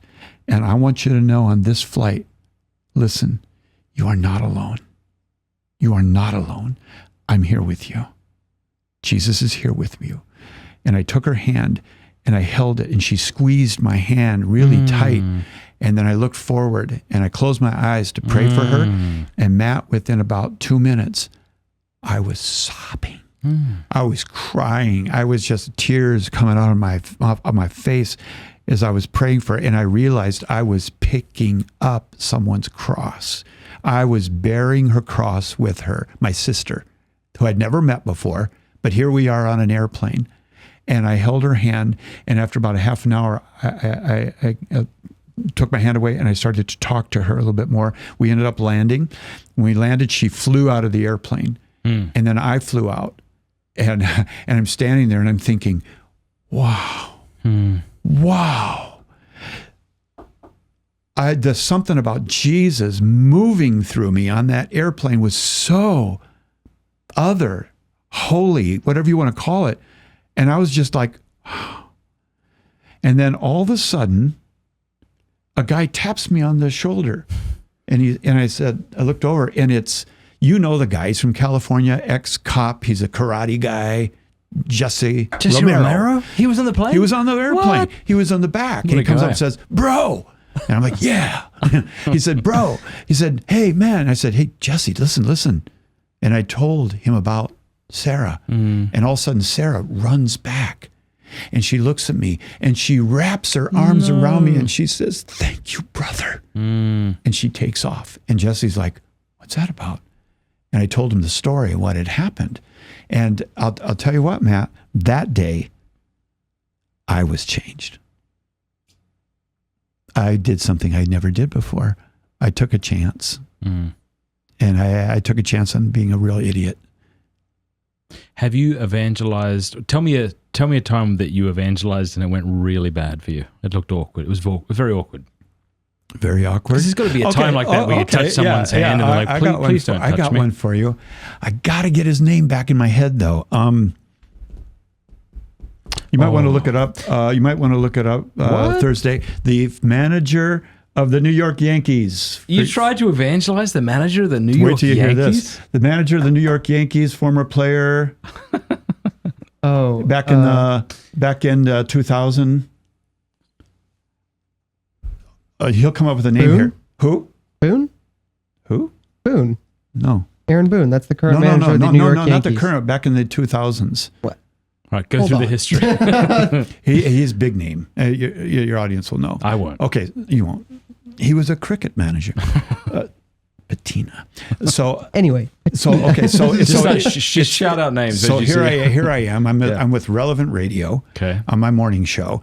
I can get anywhere. I can get passes. I can go.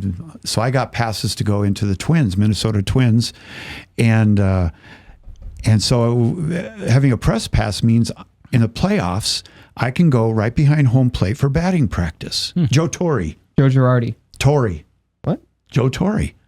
Oh yeah, 96, 2007. Yeah. Yeah. Cool. All right. So I got my badge and everything, and Louis Bowie Kuhn, the former commissioner of baseball, is a Catholic.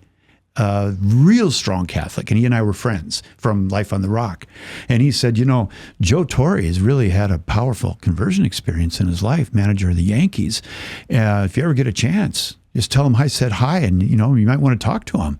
So I'm thinking this is going to be phenomenal. So I go back on the playoffs with the Twins and the Yankees, and I'm standing behind home plate, and Joe Torre standing back there with his arms up on the pipes, watching the team take batting practice. And so I stand up there with my hands like that. Yeah. And then I looked over at him and I said, hey, Joe. And he looks over at me like, yeah. And I said, friend of Bowie Kuhn's. And he goes, huh. And I said, I understand you've had quite a conversion to the Lord. I'd love to talk to you about that sometime. He said, would you please leave here and get out? I have a game to coach right now. Do you mind? He looked at someone else like, get this guy out of here. And I'm like, no, but really, I have a radio show. Oh, they're taking me away. And that didn't work. And you were actually removed. Yeah, I was humiliated. Yeah. Right heart, wrong time. Is like the Bible says, as apples of gold in a setting of silver, so are the right words in the right circumstances. Those were the right words in the wrong circumstance. The wrong circumstance is trying to interview the coach of a playoff team right before the game at batting practice. Yes. Wrong time. I'm sure I have a number of bad evangelization attempts gone poorly, but one of them was, it's not funny actually, but a friend of mine... Yeah. I felt like I had to somehow change the mood, and I could have done it slower than that maybe, but... So anyway, Patina. So my friend's... Okay, here we go. My friend's grandfather's wife just died, and we were going to her funeral. And I had just come back to the Lord for the first time. So I'm like 17, and I'm full of joy. And we were sitting in the living room, and... he's quite sad, understandably, and his daughter went up to get a cup of tea, and I'm left alone here with this man. I think it was my pride that just thought, how beautiful if I could evangelize him. Like, I don't think it came from I think it came from a place of love, but I think it was an immature love. Sure. And so I kind of went up to him while he was crying. I think I put my hand on his knee, just like, are you okay? Like, can we pray? That kind of thing. And wasn't a big fan of the 17-year-old boy putting his hand on his knee. Not because it was weird, but just because it's like, who the hell are you? You're 17 years old. You know nothing. Usually it's the grandpa that does it. yeah, Listen, yeah, son. yeah. I remember feeling really embarrassed by that. Like I tried and that was stupid and I shouldn't do that. You ever see him again? I don't. I may have, but in passing. And the Lord, I guess what I learned from that lesson is if you try and it doesn't work, give up and never do it again. You know? Yeah. If he's watching the show, what would you say he's to him? definitely dead by now. Oh. Yeah, that was a long time ago. It's not that funny, really, is it, guys? Though? No, but you know what? Kudos to you for trying, you know? But I do think, though, if you are going to think of yourself as an evangelist, then you've got to have stories of when you screwed up. I do. Yeah, You have to. that was humiliating. That was really humiliating for me. And I knew right when the security escorted me off the field. I'm a normal person. I'm a normal person. The Bible timeline. I work with Mother Angelica. But I knew that my head was over my skis. Yeah. It was stupid. It was dumb. Tell us a story about Mother Angelica. Yeah, that's what I was about to ask. We all love Mother Angelica. Mother Angelica. Mother Angelica was a Gen Z before Gen Z was a thing. Dude, she so was the Bass, time right? she interrupted the Denver World Youth Day with Stations of the Cross with the and Stations of the ripped into it. Cross, That and then set just it ripped all into off. it. Best. I loved it. I've seen it probably 20 times. I cry every time. I love her so much. I do too. Yeah. Well, Tell me about it. Well, it kind of frame the stories a little bit. I was invited. I was teaching at Franciscan University. I was teaching scripture, and then Mother heard my story and wanted me to come on her show. This is where she interviews. She has 2 shows a week. One is just talking, the other one's interviewing. So I got the call that she wants me to come on the show. So I came on the show, and halfway through the show, she says, "Honey," she said, "we need a show from you. You know, the people need to hear this. Would you pray about doing a show for us, 12 weeks or so?" And I said, "Sure. Yes." She goes, "Ah." And then when the show was over, we hit it off so well on the show. It was like a comedy hour, and we got off. We were walking off the set. She grabs me by the arm and she said, "Honey," she said, "would you pray about moving here and starting your own show?" She said, "I've had a desire to reach the young adults." How old were you at the time, roughly? 35. Okay. A lot younger than you at that time, I think. Significantly. Patina. So she said, "Would you pray about that?" And I said, "Yeah, I would." And so I prayed with Bishop Paul Dudley for a while about it, and Father Michael Scanlon. Okay. And You were living here? I was living here. Yeah. Steubenville. Yep. Yeah. And I decided, this is what I'm going to do. And so I gave up my position here. I went down to Alabama and started Life on the Rock. And then about 6 months after I was there, I get a call from her.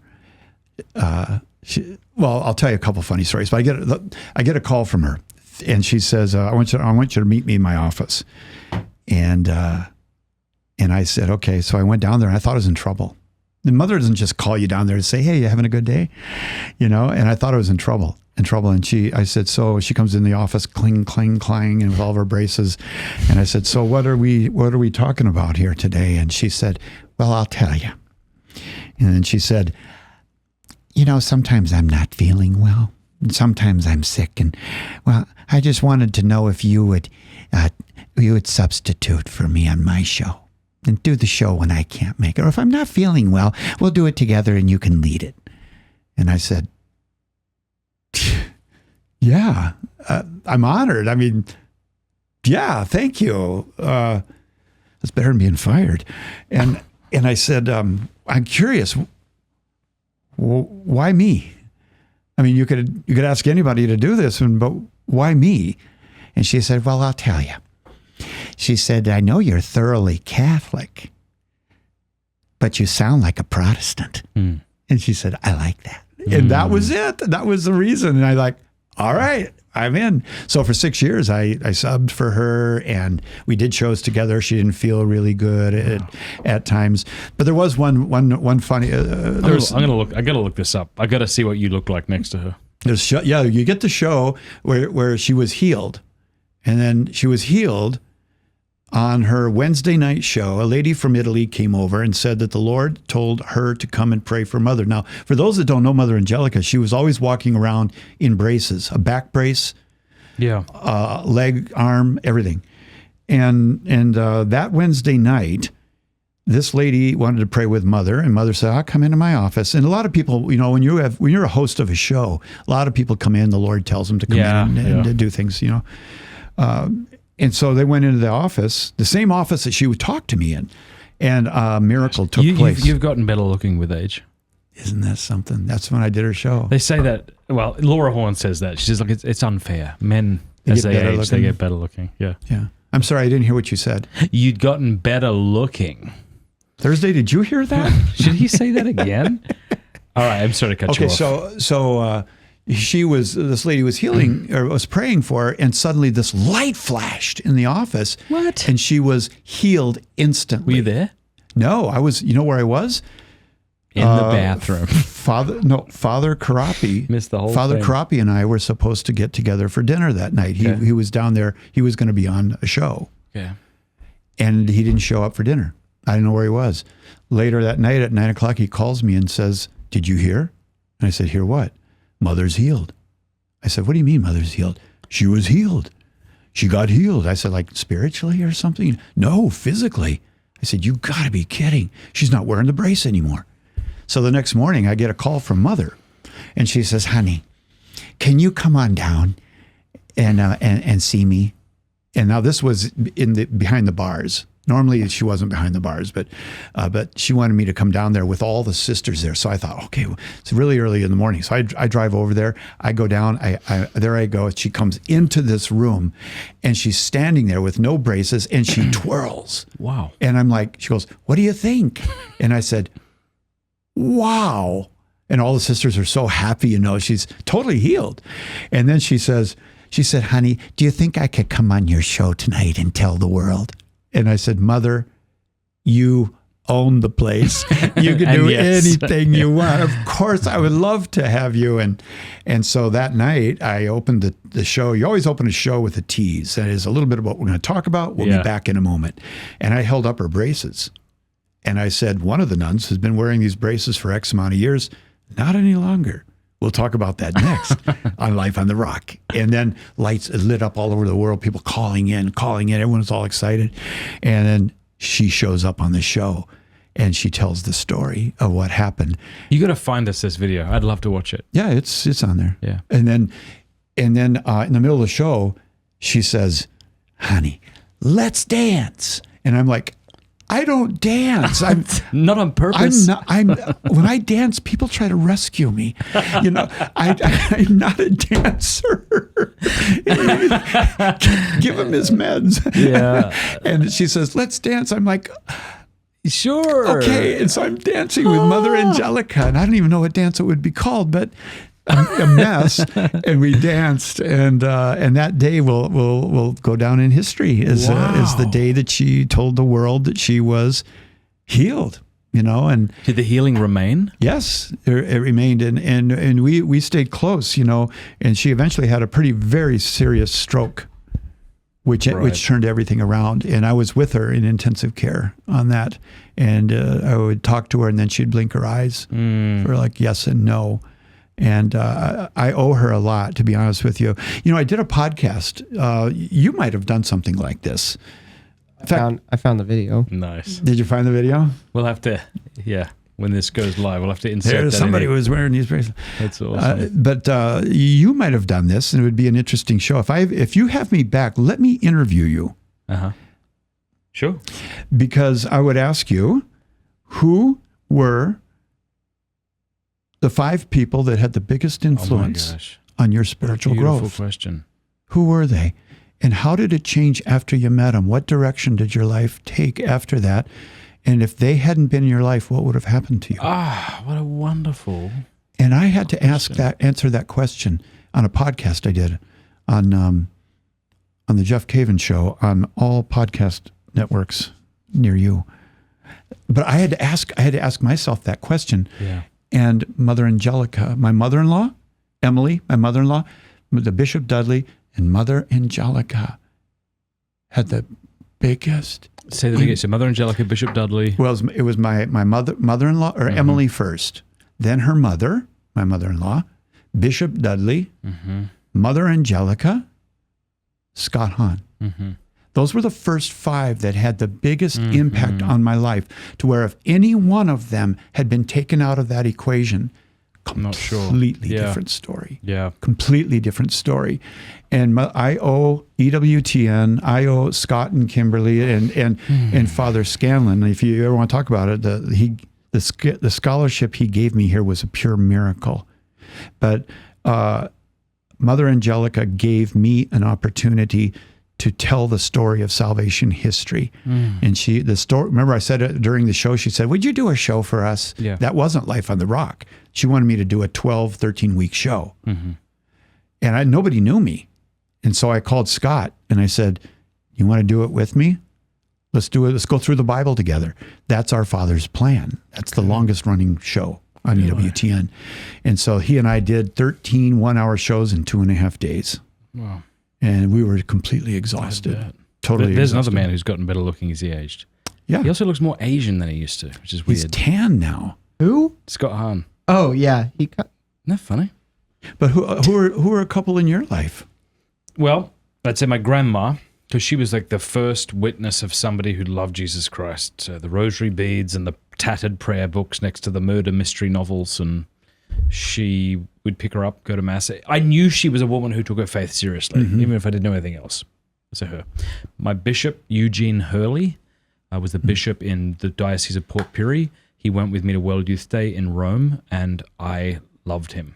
I found him very inspirational and just masculine and normal, and he was a big influence in my life. I'd say Jason Everett has been one of the biggest. Yeah. That's beautiful. It's what's really beautiful is when you meet someone that you've admired and they're even better.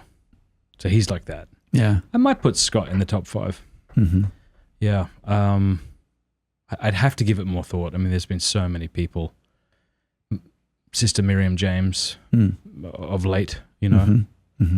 Yeah. It's an exercise for that everybody would stand to benefit from. It is. You know, the Catechism says one way to praise the Lord is to give thanks to those who have been helpful on your catechetical journey. You know, to look back and to say, thank you. Thank you. That's really good. You know, this is from the Catechism, it says this? Yeah, it talks about ways of praising God. And one way is to thank those who have been a part of your formation. Just to look them up and say, I'm just calling you to tell you thank you. Yeah. You made a difference in my life. Right. I don't know what you're going through or what you feel like your life has been, but I can tell you this, there's part of your fingerprint is on everything I'm doing in my life. And in fact, it was just last night, Scott and I were talking. He had dropped me off at the hotel, you know, where I'm staying in town. We're doing some work here at a conference. And we were sitting in the car and I said, I just want to thank you as my brother. You know, you made a big difference in my life. And without you, none of this would have been possible. The Great Adventure would not be what it is. Bible in a Year would not be what it is.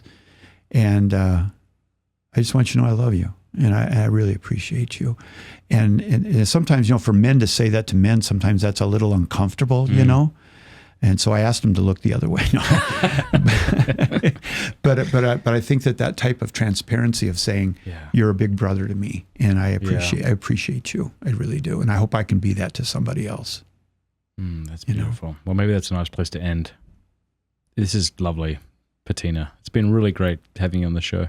It's always good to be with you. It's nice to get to know people a little better too, like another example, Kraft would be one, Peter Kraft. I was about to mention him. So I had Peter Kraft. What is that you're doing?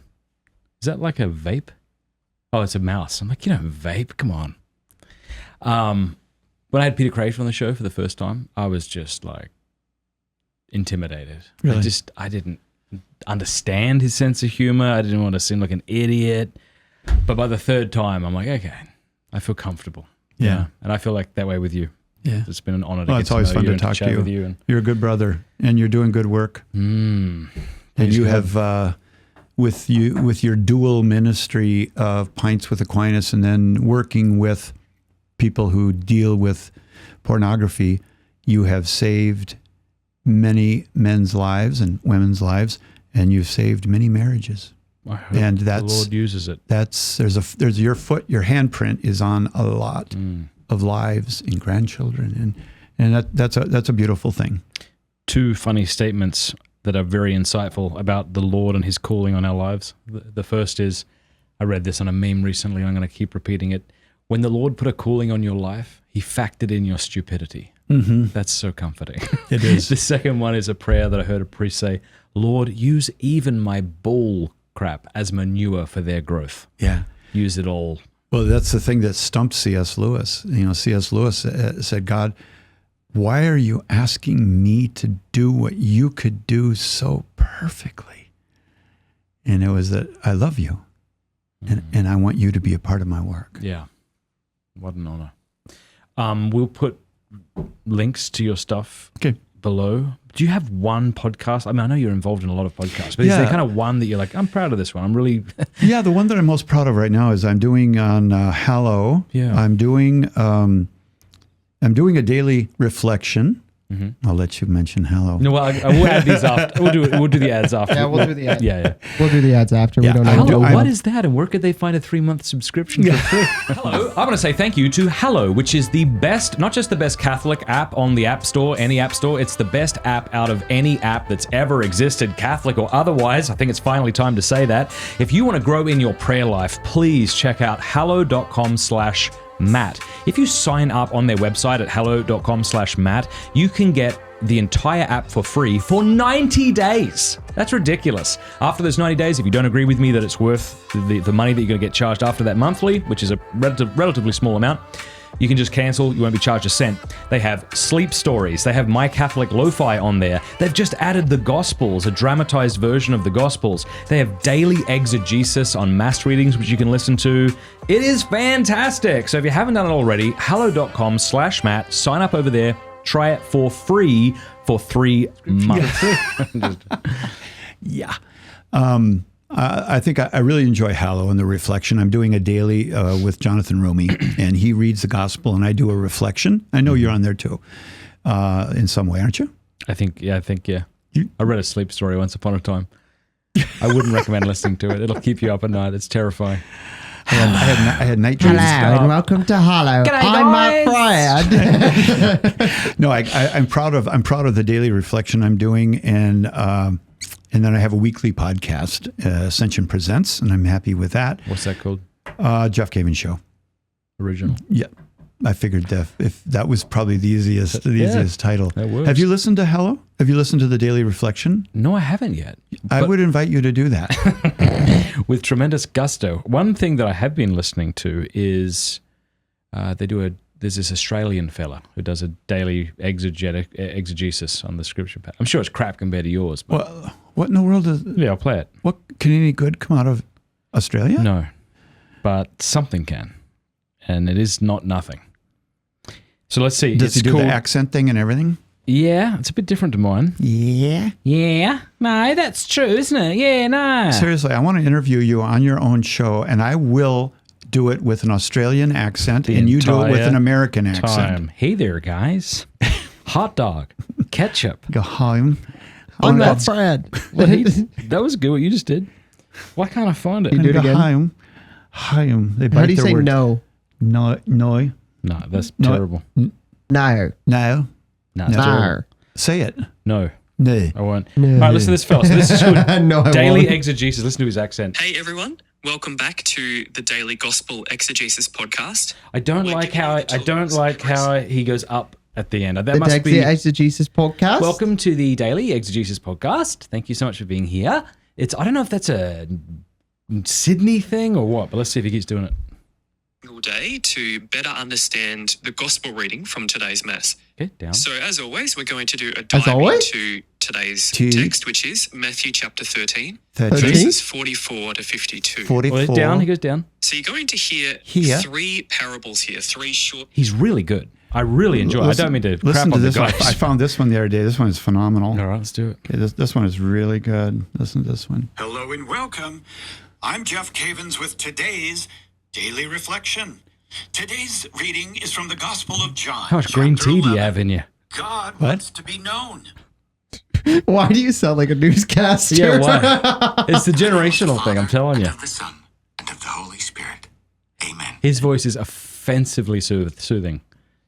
The Holy Gospel. Why do I sound like an announcer? Yeah, sound you like sound like a That's just the newscaster. beginning part of it. Then I become Welcome to soft the- like a puppy. Welcome Do to you? the I Gospel think it's a Activity. generational thing. According to God So, will give you. all right, stop it now. I'm talking. Was offended. It's bad enough to have offended someone that you know, but to offend someone or a God and you don't know which one. All right, so it's a generational thing. Hear me out. Please pause it.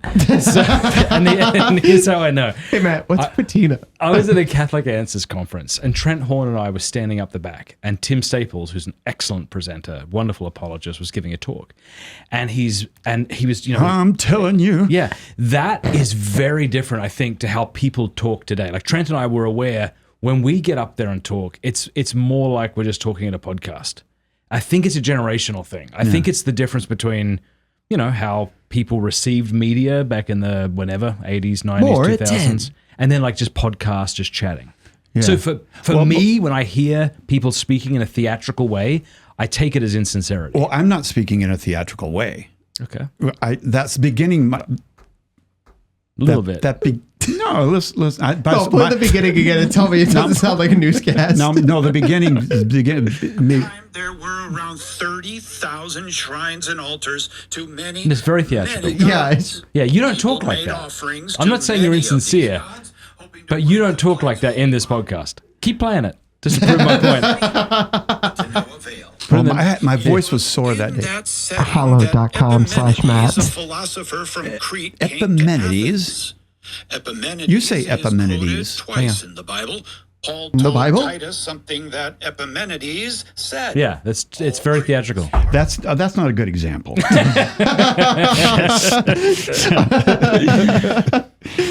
Now he's going to do his advertisement. Hollow.com/Matt. Write these out and read them. I drew this is different than a amazing. podcast. Yeah. This is a reflection, a biblical reflection that is meant to bring out the meaning and then challenge you to do something. Yeah. That's different than a podcast. A podcast is much more conversational, Yeah, but that's this is a right. reflection. And there's something. And you don't sound the same way on yours. Well, it's a sleep story. What do you mean? Here, we'll play it. You know what's terrifying is Fucking hello, I'm listening, not Fradd. listening to Scott Hahn do a sleep story and then seeing him the next day and blushing because he was reading to me. I'll stop saying that. I know I say things that sound weird. So All right, let's play gay. mine.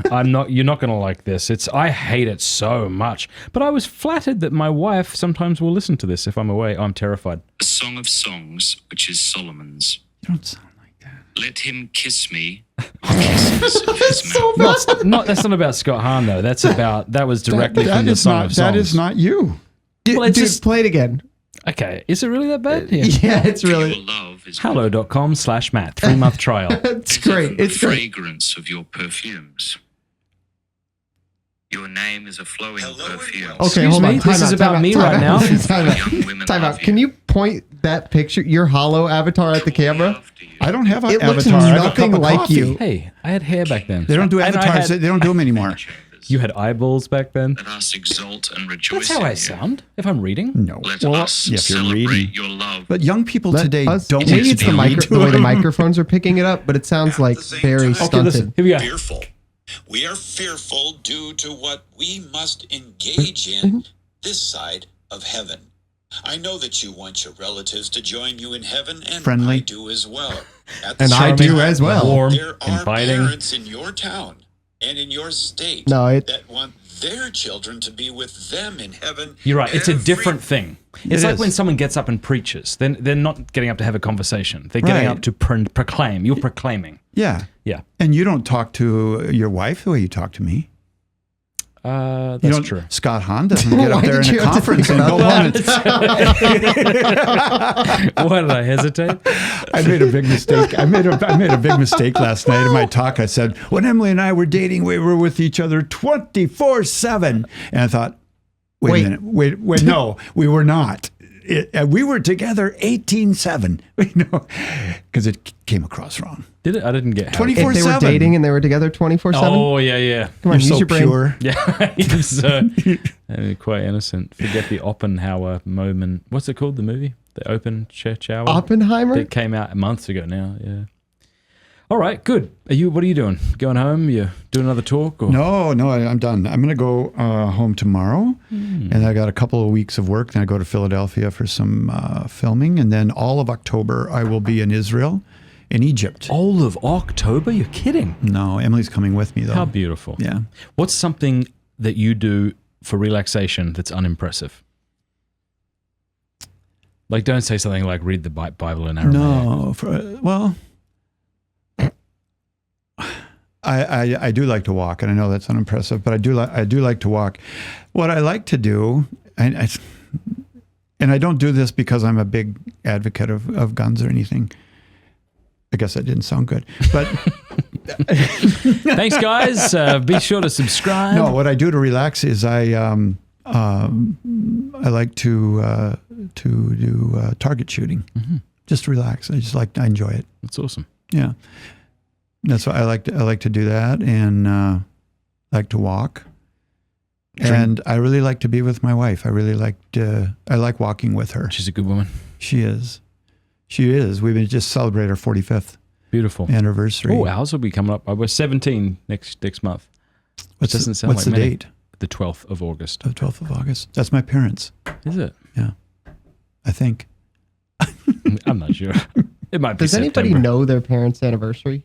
I know That's a about when great it, I know question. I don't- about when it yeah. is, but I couldn't tell you the date. I don't know mine. Do you know Sorry, your Dad. parents' phone number? Yeah. I don't. I'm not going to say it, but I do know it. I approximately. don't. I know my everything's parents- in here now, so I don't. But see, my parents have had the same number ever since I was 3. Yeah, that's the well, thing. that, They've yeah, been the I know same that house. number. I Yeah, know yeah. that number. My Oh, dad yeah. recently had to switch. I don't know his new number. Yeah. I know his old phone number. I know my mom's still. My mum used to work at a shoe store, and she'd head off to work, and she'd tell us, if you need me, call me. What's the phone number, And so the way my brother Tom and I remembered the number was to come up with an infuriatingly annoying song, and it went 331272. Wait, hold on. 331272. And that was the number. And I remember that. I was like 8. Well, Is that still her number? Did you No, just- that was a shoe place. So, I mean, you can call it if you want, but do you know? I think I mentioned to you. You and I are almost related, in some way. I did my genealogy. And Nigeria. Where are you from? my genealogy. I didn't say Nigeria. Okay, yeah, but where does it go back I to? go back Yeah, to what Adam. part of I go back Nigeria? to Adam. Okay. I go all the way back to Adam. Okay. And that's what you've found out, and that's how we're related? We are related in that way, Uh-huh. but we're also related in that I worked with a guy called David Cruz. What a last name. Yes, and he started a company called Oremus, which is I'm into clothing the Word of God with beauty, and I met him, and we really hit it off. It was a neat encounter, and I said, I want to do anything I can to help you, and I think you got a great thing going here. And he mentioned that he was married to your sister, and my goddaughter, in a way, is marrying David's brother, Joe. Okay, yep. She's Catherine. She's Miss Minnesota. Nice. She's been Miss Minnesota twice. She's the only one in the history of the Miss Minnesota pageant to be twice because of COVID. They asked her to do it again. So I am almost your brother. Amazing. Almost. Not enough to get into the will, but I am almost. David Cruz, Oremus. If you don't mind, if you remember, put a link to that. It's incredibly good. the Bible browser? Bible no. what? OREMOOSE. What is it? O-R apostrophe Moose, What? is it? Oremus. He's got to come up with maybe a more easy way Well, to... I don't Because when you say Oremus, I spell it like Exactly. Oremus. Exactly. No, it's not. It's Oremus. It's Yeah. it's So did you tell him maybe come up with a simpler name? I did. Like Catholic Bible covers? Does that exist? .com? or moose. David Cruz. It's spelled like Ormus. Ormus. O-R-E. Anyway, he's O-R-E Moose. One word. Ormus. they're excellent Bible covers. Hey, look, you're on the stuff. website. Who? Me? Jeff. Yeah, I did. Jeff. I did videos for him. I did videos to help your family, You bastard. Yeah. brother. Yeah. Yeah. Hey, it's very good. I think that we're probably not on the air anymore, but Yeah, I could cut this whenever. That's a great. no. leave it. What I was going to say is that the older you get in ministry and doing things, the more responsibility you have to help guys coming up. Yeah. To give and to help them. Because when you were that age, you prayed for a break. Yeah. You prayed that somebody would help you and notice. Why not be that person now, you know? Well, if I do that, they'll take a part of the pie. Yeah, and there's a truth there, and that is that if I give you something, I'll have less. I'm so afraid people aren't going to get our sense I'll of have humor. less. I'm going to say stuff like that deadpan. Why admit it? Yeah, you and I have kind of the same humor.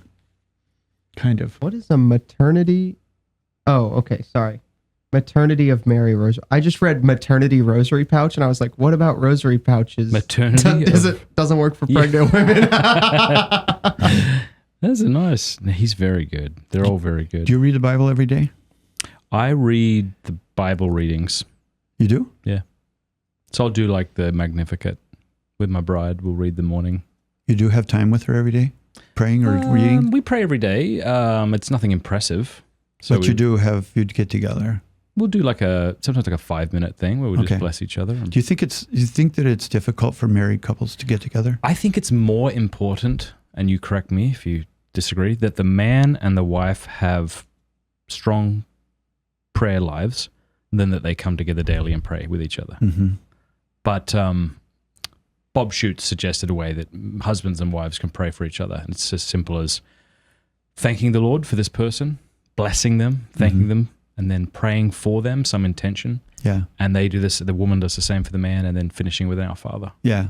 I think that's good. Yeah. I think as soon as you try to, I think a big obstacle to prayer is our preconceived idea of how prayer should be. Exactly. And when it comes to marriage, it's even more. You're like, it should feel like emotional maybe, or this should feel really sincere. Yep. And sometimes it doesn't. It's just like, thank you for my wife, this beautiful woman. There Thank you. is pressure, and it's pressure to perform. Yeah. It's pressure to perform in that I have to sound serious, but you're doing it to the one person that knows your weaknesses so bad. Yeah. And you feel like a fake. Yeah. You feel like, and you almost have to come to that intimacy of, honey, I know that I've failed. I know that I'm an idiot at times. My heart really wants to pray. I want to pray with you. Please do that with me.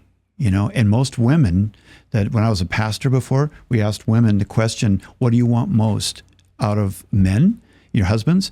And the number one thing every year, the number one thing is, I want them to pray with me. Number two, I want them to raise our children in the faith. Those were the two. And so the women are begging their husband to pray with them. And the husband is thinking, you know, maybe I'll be judged, or I'm not good enough. I don't know enough. And so that type of thing you're mentioning is kind of nice, you know, that there's some set prayer and blessing. And I don't have to sit here and with my hands up and wait for you to get done, and then I come up with this 10-minute That's right. thing. That's tough. How do you read the Bible every day? I presume you do. So Yeah, I'm just gonna I do. ask how you do it. Every single morning, every morning, like clockwork, I go downstairs and I make tea for my bride, a green tea, and Japanese, and Kyokiro. You gonna send me some? Yes. Did I say? I said I would. I made a note of it. Good. I will. So I make tea for my wife, and about 5 minutes after I make the tea, she comes down like clockwork. She sits down. There's the tea. We take some sips. We don't even talk. We just look out the window. And then it starts off with small talk of, how you doing? Did you sleep good? Yeah. What do you got going today? Well, I got to do this and this and that. And then I get up, I get the Bibles, I bring them over. We look up the gospel reading, or the two readings of the day. She reads the Old Testament, and I read the gospel. Good. And we do a little, kind of a small Lectio Divina on it, think about it and share with each other what. Do you play the Hello podcast for her? Just hold it up. Just let her listen to it. Let her swoon. Yes. Yes. No. Well, I know that the objection is going to be, that sounds great, Jeff, but we have 5 kids and we're constantly exhausted and the house is a mess. What do we do? Get up earlier. Get up 10 minutes You earlier. bastard. Yeah. If Jesus asked you to meet with him in the morning, would you tell him you're not a morning person? You know what's so funny is I am a morning person. My wife isn't, so I'm going to say that to shame her tonight. I'm going to say, Jeff told me to shame you in this way. Yeah. If Jesus said, hey, I want to meet with you at 6 in the morning, he said, I'd like to, but I'm not a morning person. Yeah. And then he'd say, you are now. Okay. 6. Set your watch. And amen. All right. Nobody would tell the Lord, I'm not a morning person. Would you tell him that to his face? Well, to be fair, my wife's also like really sick. Yeah, that's. I guess I got to be careful with my shame meter. I don't want to bring it all the way up to 11, or just incrementally. You say to the Lord, I'm really but not. I'm really not feeling What, well. you're sick, and you think that's a good enough reason? Yeah, I'm not feeling well, Lord. Liar. Yeah. Oh, that's right. You read souls. But that's good. Yeah, get up earlier. Here's what I would say here's my recommendation to men who want to pray and feel embarrassed. One of the hardest things to do in life, and I know this from being a pastor, and when I take pilgrimages over to the Holy Land, we go to Cana, and I ask the husbands and wives to face each other, and they're going to renew their vows. And here's these people who have been married 5 years, 10, 30, 50 years. They turn, they look at each other, and it's so intimate that they can't handle it. And they look away and they giggle. For sure. And it's like, I'll look at you a little bit, but I can't stay here with you. I cannot stay here. And then they say those vows again. And to look into each other's eyes and to stay there is one of the most difficult things for a couple, because I'm staring at you with all of my weakness. All my shame of what I've done to you, what I've said to you. All the things I said and yelled. Yeah. Yeah, all the immaturity. I'm so sorry. Yeah, you saw all of it. Yeah. Yeah. That was one of my fears in getting married. When we were dating, she didn't see me all the time, so I could kind of keep it together. Mm-hmm. But you get married, you start seeing all of it, you know? You do. And then if she still loves you, that's beautiful. She does. It's terrifying. I don't know why she does, but she does, yeah. Yeah. Yeah. So in the morning we try to keep it real and we don't do our morning devotions like we think people would think we do. I like that. We just are real, and there's some days it's quite boring and not a lot is said.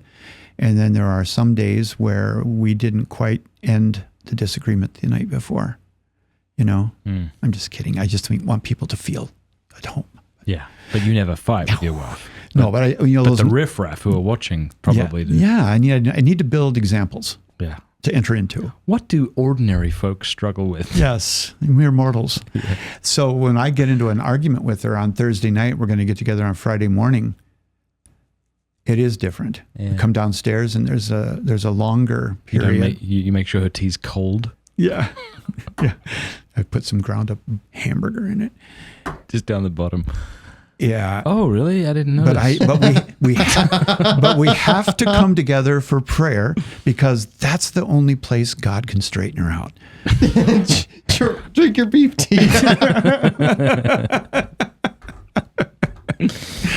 No, we've been doing it quite a long time now, and I can't imagine a way of starting the day any different. I really can't. And yeah, I was thinking about this the other day, Matt, and I got choked up when I started thinking about, what if something happened to her? And I woke up and I walked down the stairs. It would crush me. I know I'd live on. I'd become a raging alcoholic. I'd just retreat into my home and never come out. Drink myself to death, I think. Yeah. Whatever happened to the show? Whatever happened to Mr. Fradd? Oh, he's very fat. Very drunk. He used to be in good shape. What happened? We bring you on occasionally. It's Thor. What happened to what? He changed his name to Gallons with Aquinas. Yeah, no, it'd be brutal. Bob Schutz tells a story about when his wife died. He had this habit whenever he would fly to a new city, he'd pull out his phone and call her, just a quick 5-minute chat to say he arrived safely. But this one day he put out his phone to call her and realized, oh, wow. It was just habit. He realized there's no one there anywhere. I can't speak to her. And you give and then he said, I love what he said. His wife used to like watching those fixer-upper shows, which sounds whatever that sounds like, But he said he realized how much he missed that. Like he'd sit down with her and just sort of hold her hand. Mm-hmm. Just those very simple things that no one's bragging about watching those shows. But just those simple things. Yeah. That's a good thing to think about. Yeah. The simple stuff that you don't even know you're That's going to what miss life is made of. That's what really life is made of. Your life gets so busy, or you're traveling or doing whatever you're doing, and you think, I just would rather be at home to do what? It's those little things, Yeah.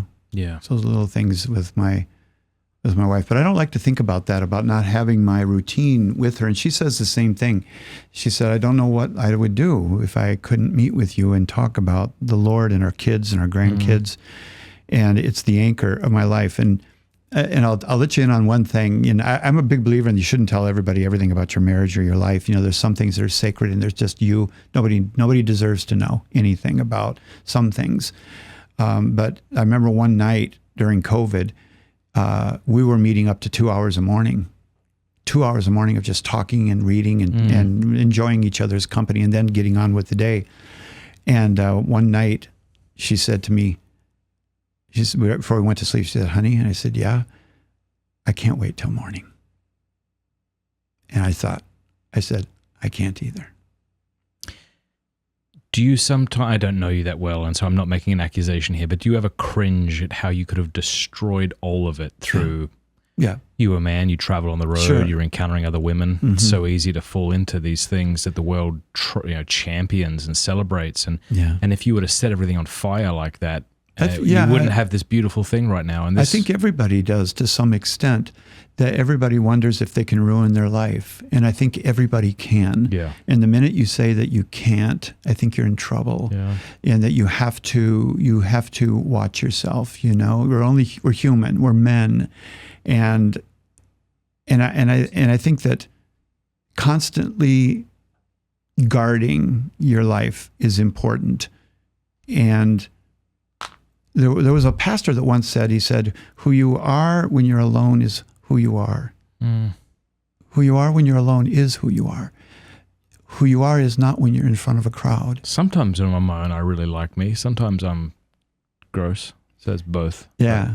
But I get it. But I've never had like a problem with on the road, pornography or that type of thing. And I remember talking to Father Groeschel one time, and we were doing a conference together, and we checked in, and the next day we were talking, and we checked in separately. And the next day I was talking to him, and I said, Father, you travel a lot.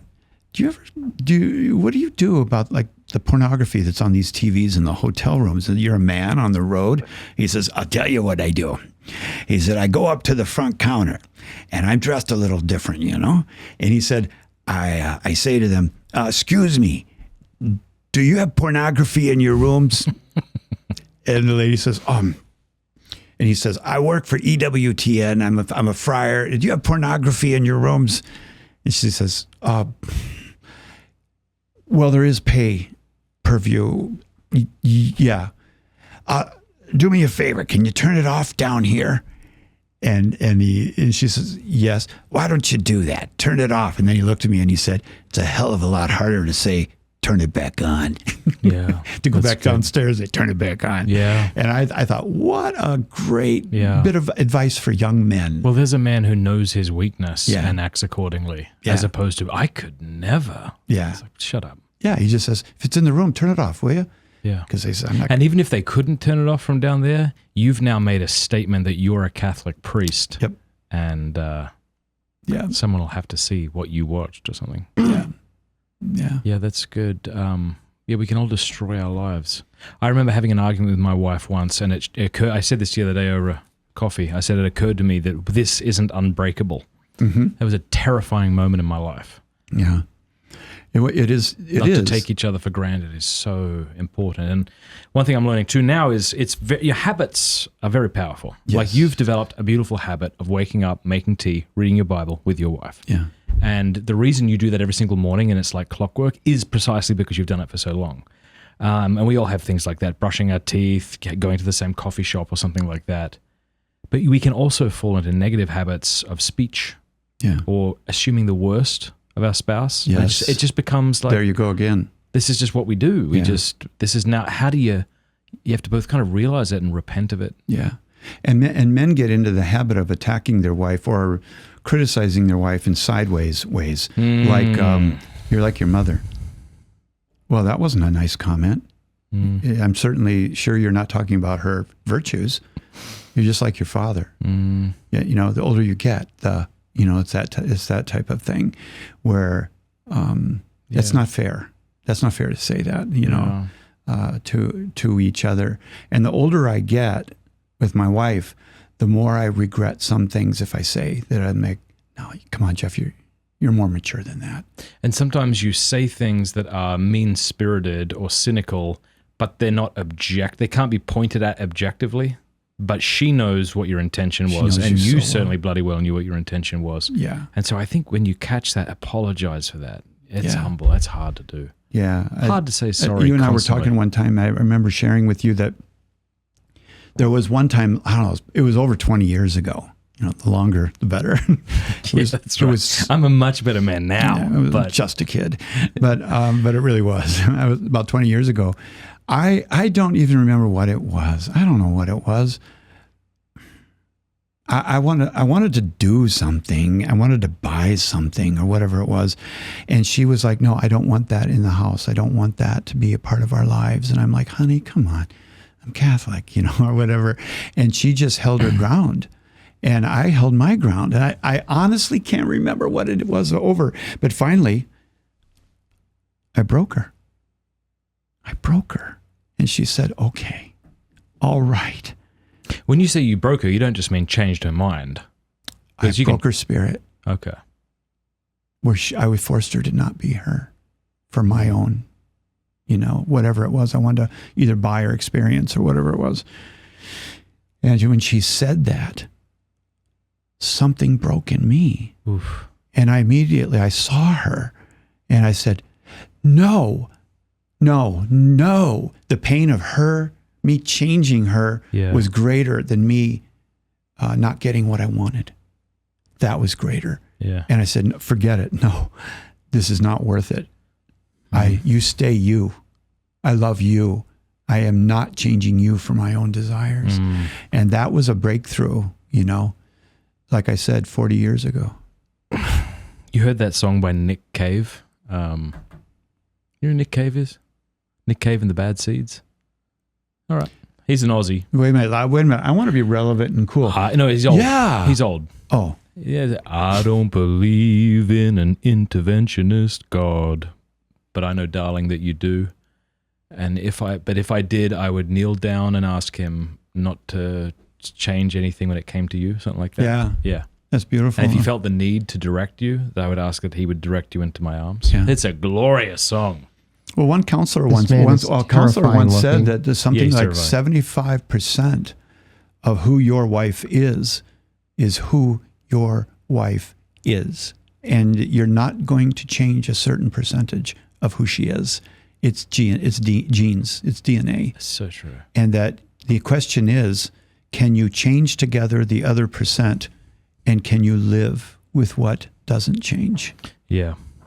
It is funny. Like, did you get to an age where you realized that you're just going to have to work with what you got? Yes. I'm not talking about your wife for now, but I mean, like your personality, the things that annoy you about you. Yes. There are certain things that maybe you try hard enough, you start to get better, but then there are other things. It's like, no, this is just the hardware, apparently. And yeah, it's my attitude. It's my response to things that bug me that she doesn't even know. Say that again? The things that bug me that she's not even aware of. She's not aware of she's bugging me, Okay. and it's bugging me. And I'm better off just saying, I need to take that to the Lord,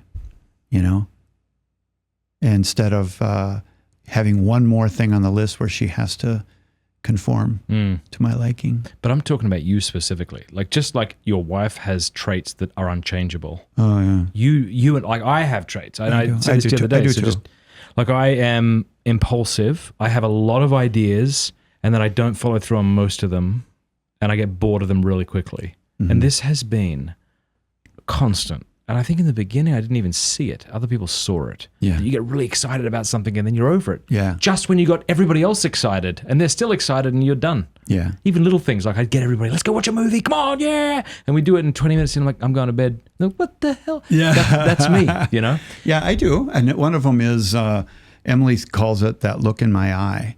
And that is that when I look to study something or I get into something, I am into it. Michael Gormley. You know Gormley? own. Yeah, he's like Gomer. that. Yeah, I own it. I will be able to lecture you in 5 days, and I will, and you will like it, Patina. Yeah, but I'm so. I'm laser focused. Yeah. I developed the entire Bible timeline chart in 48 hours. Yeah, at 25. I remember you telling us about and I'm so focused. And she will say, when she sees the look, she get out of the way. and while it's me, I don't know about you, how you feel about yourself, but when that's me, I don't particularly like it. I wish I could just float from one thing to the next and talk, but I'm out of the discussions. I'm in the other room. I am so laser focused. I do think that sometimes sometimes our desire to change things about ourselves is just a sign of self-hatred. Sometimes there are things that ought to be changed, but then there are things that why do you hate? Why are you so embarrassed about that? Let's say, like the other day, like hearing your voice in a recording. Well, here's an example. The other day, my 40th birthday party, we had a bunch of people over. There's like 7 kegs of beer. There's a 10-piece band. People are having a great time. But I didn't even know to do that. But at the end of the night, I was sitting in my chair, like reading a book that Scott Hahn gave me on grace. And the band's still playing, but I was like, I had my extroverted time and I'm done now. I want to be and here. I are so much alike. People can come in, that's fine. I'll chat with them and good night, thank you for coming. And I'm just, but I think 10 years ago I would have been embarrassed about that part of me that wants to retreat. But now I'm like, it's just, everyone's going to have to. This is going to be the quirk that you can talk about. Yeah. I think I was afraid to have quirks. I wanted to be just kind of bland personality. Me too. I'm quirky. And my dad told me one time, my sisters were making fun of me all the time. They're like, what are you into now? What are you studying now? Because when I'd study something, I became it. If I was studying the Beatles and looking into the life of the Beatles, and I'm fascinated with it. And it's Ringo and George and so forth, Paul and John, and I'm like, I got to go to Liverpool. I got to take a tour. I got to see Strawberry Fields. And then Emily's, well, just go there someday. No, I got to go there. I need to look at this. I need to experience it. I want to walk down Penny Lane. Penny Lane. I need to listen to the song standing in the middle, looking at the fire station. And I didn't fly over to do that. I waited 3 days. But but that's the way it is I need to immerse myself. And she is so unlike that. Yeah. She is so steady, so okay with every moment. But she probably in a way loves that about you, even when you don't love that about you. I hope so. I see that in my kids, right? Like anyone who's had children realizes they are all completely different. There might be some similarities, but it's almost like the more you know someone, the more you know two people, the more you know how different they are. Mm-hmm. If you know them at a distance, maybe they seem similar, but people are a whole world, and I got kids and I'm like, why don't they seem to do this? Why can't they get... Like, okay, this is okay. This is their thing, I guess, and I'm going to have to work around it. They weren't born with like a blank hard drive and for you to write all that code into. Yeah. There was a lot of code there. Yes. I think that's most of it. Yeah, and you're discovering it as they get older. Here's something my son Peter did the other day. It just made me realize how much I love him so much. So I just got mulch put down on the 2 front sides of my house by the front stoop. And Peter would jump off the front stoop and land in the dirt. And I'm like, hey, don't do that anymore because this is all nice and neat and clean, and just don't jump off of this. Look at me. I have to say that because he doesn't listen. Yeah. So then one day I'm looking out of my top window and he's jumping off the bloody thing into the mulch. And I'm so glad I didn't lose my temper. This is what I said, Peter, what are you doing? He was teaching a wounded bird to fly. So he had a bird on the front stoop, and he was flapping his wings, jumping off. And that's so I nearly cute. wept. It That was is so cute. beautiful. But I think sometimes my kids are trying to remind me how to be a human. Yeah. And I'm just telling them to get their shoes on, hurry up and get in the bloody car. And they're not. And I'll forget this advice I'm giving to myself in about 20 minutes, but right now, I mean it. You really think I sounded like a newscaster? You do, yeah. Yeah, no, 100%. If it's less offensive, it's more like a Protestant pastor. Like you're preaching. You're not reading to someone. Yeah, it was definitely a presentation voice. It's it a was not a presentation voice. conversational It's not something to be ashamed of. It's just a different way of presenting. It was not a conversational voice. Right. The point, yeah. You've been thinking about that this whole time? We were talking about quirky. Oh, okay. Matt, do I have quirks? Thursday, we were talking about quirky. That was it. That was the voice. Oh, here you go. Well, that's a good... I don't know if you have quirks. I'm sure you do. I don't... Does he have quirks? I'm sure he does. I just don't know what they You are. can't think of any? Well, you don't go by your name. Yeah, that's one. That's a weird quirk. Does anyone know your real name? Yeah. Yeah. Your parents. It's Wednesday. Wednesday. We don't say it on the show because it makes people upset that they don't know it. So you've got a mystery about you. Yes. Do they know what you look like? Yep. Are you like a sub-star or are you a co-star? No, I'm just the producer. You have a beautiful, joyful, radiant optimism about you that I pray life doesn't beat out of you. Oh, thanks. Yeah. It's really encouraging. How did you find him? Under a bridge. I was under the Market Street Bridge out here, swimming in the water, playful, joyful optimism. And Matt was like, "You wanna learn to work with computers, buddy?" Throw away that beach balloon. Come with me. I was the bridge troll for the Market Street Bridge. We had, he was working for friends of mine, and I was looking for someone, and I knew he did some work with them, editing and things like that. So yeah, Dave Matthews, that's his name, and he's way cooler than the musician. He lives here. He lives where? Here, my Dave Matthews in town. He's opening up a brewery across the street. The singer? No, Oh. yeah, that's what I said. This Dave Matthews, way cooler than that one. Oh. It's like Michael Bolton. Gee, you must love his music. Remember that? Why don't you change your name? Why should I change my name? He's the one who sucks. Did you ever watch that movie, Office Space? Oh my gosh, it's funny. Anyway, he's like, I promise if you're not 100% satisfied, I'll give you free beer for life. So that's how I found it. Huh. Quirks. I know I have quirks. Go on. What's one? You? Yeah. You refuse to type when texting, even when you're not driving, or typing would be easier. And Yeah. and you almost never proofread. And Yeah. so a lot of times I get texts that seem like they don't make sense, And then you but then I immediately just read them out loud phonetically to figure out what they mean. Do you do that? Do you do voice to text? So much Yeah, easier. I do. Oh, I do. And then all the time. when the words get they mess up, I just think, well, it's their fault. They'll have to They'll figure it out. They'll figure it out. They'll know I was doing that, you know. There you go. Yeah, I mean, it's only words. Oh, I hate only words. typing on a phone. My wife. Does your wife? Do you try texting when you drive? I sometimes try, like if I'm at a stop sign or something. Oh, don't give me the stop sign stuff. I mean, when you're driving, I will sometimes do that, but usually I'll. does your voice wife to correct text. you? Does she not like it? Does she say stop doing that when driving? She does, but she's not as anal as I am. By the way, why do we say anal when we just mean? I don't because I'm uncomfortable. Anal retentive comes from the the stations of life, the like love that he Freudian knows this. stations of life were based on like different things. There's oral, anal, phallic. There's some other ones. You know what? Then I there's regret asking. Edit. You literally just said fixation. oral, anal, That is phallic. such a good edit right there.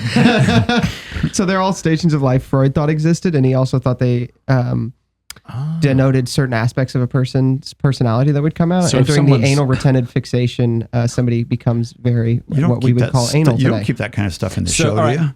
Yeah, it's all going to be in there. It's way easier than editing it. All right, so anal. People say, you're so anal. Does anyone say, dude, you're so phallic?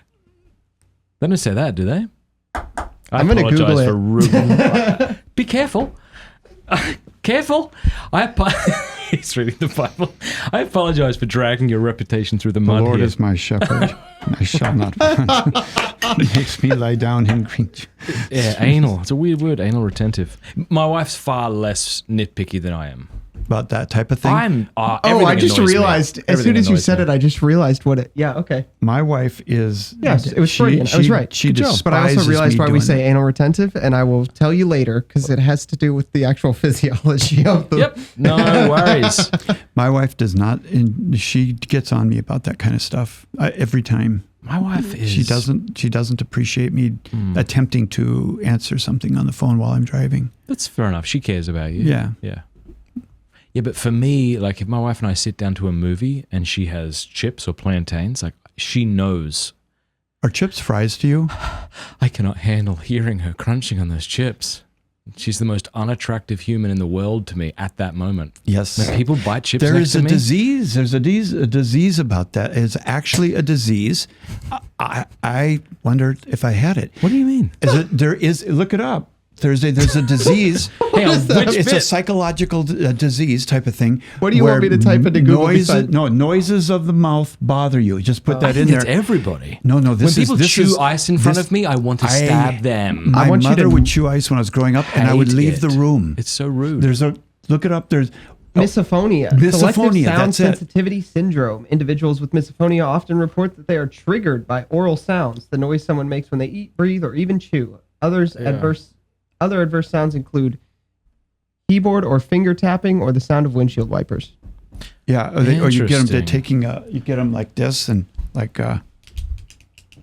and you about 5 minutes later you're going to kill me. Yeah. You know, like for example, does this bother you? Yes, of course.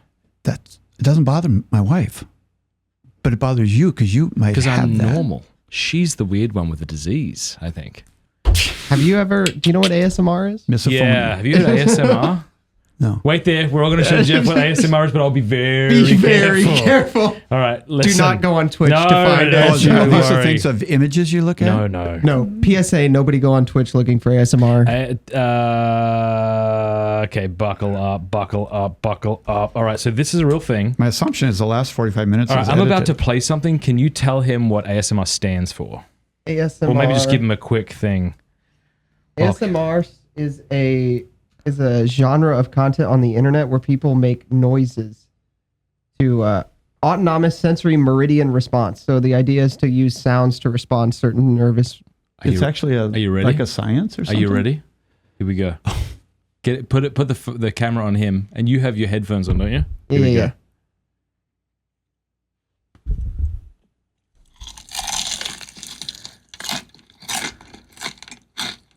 No, I don't like that. I hate this I don't like person. that. I hate him.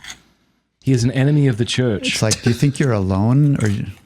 That's the point, dude. That's why people do it. Who is it? Some weird Asian dude. Oh, stop it, you feral. Is he fat? No, that's like, and this has 7.8 million views, Jeff. We're in the Look at wrong. We're in the wrong kind of social media. I feel absolute revulsion. Like I want to physically harm him. well, it used to be before this. It was things like Sorry, oh, that's you dancing. let's see. We're going to play this in a clip later, but here it is. Is this worse than the chicken? Dance with a nun. Mother's Making jokes because you can't handle the intimacy. Yeah. Anyway, ASMR. Don't look it up. No, I wouldn't want to do that kind of a thing. Oh, The life is so strange and so different for everyone. To think that somebody goes every night and listens to that kind of stuff is a little bit different, but People also watch pimple popping videos. I'm going to type that in. Pimple popping. this is not part of your show. Or just leaving it all in. It'll be fine. Oh my god! I missed it. I figured you were going to play it for Jeff. Oh, I want you to watch this with me, Jeff. I want you to put this on him, and we're going to show him what this looks like. Why am I showing him this? I shouldn't. Scott Hahn wouldn't do this. Where you at, Dr. Lee? No, I can't do it. It's so gross. Why do people do that? Which one was that? What do you mean, which one? We There's had more than we three. had such a good show. All of that. I actually felt like I might vomit when I saw that. I'm sorry that I showed that to you. See, this is why they always talk about like there shouldn't be gatekeepers when it comes to entertainment. Here's an example of why there should be. Because EWTN, Mother Angelica would have never went, this fella's going to show you how to pop a pimple. No. And she was right. And that stuff does not interest me. Still feel sick. Like I actually feel like I might vomit. Is it like what is it? Why do people like it? Yeah. Because it's kind of satisfying. Same reason, like I always look in the mirror if I'm going to pop a pimple. Like if I'm going to pop the pimple, I want to see the stuff come out. Yeah. It's just like, that. Yeah. It's just that. It's like if you have a good nose blow. If you have a good nose blow, you want to see the efforts you open the of your tissue. Yeah, for sure you do. The fruit of your labor, as it were. I'm sorry, what? All right, Jeff, I want to apologize for the last 20 minutes, and I also want to apologize that I'm absolutely going to leave it all in. Thank you for being on the show. Yeah, I am, and that's on camera, so he can say that he was told. Thank you so much.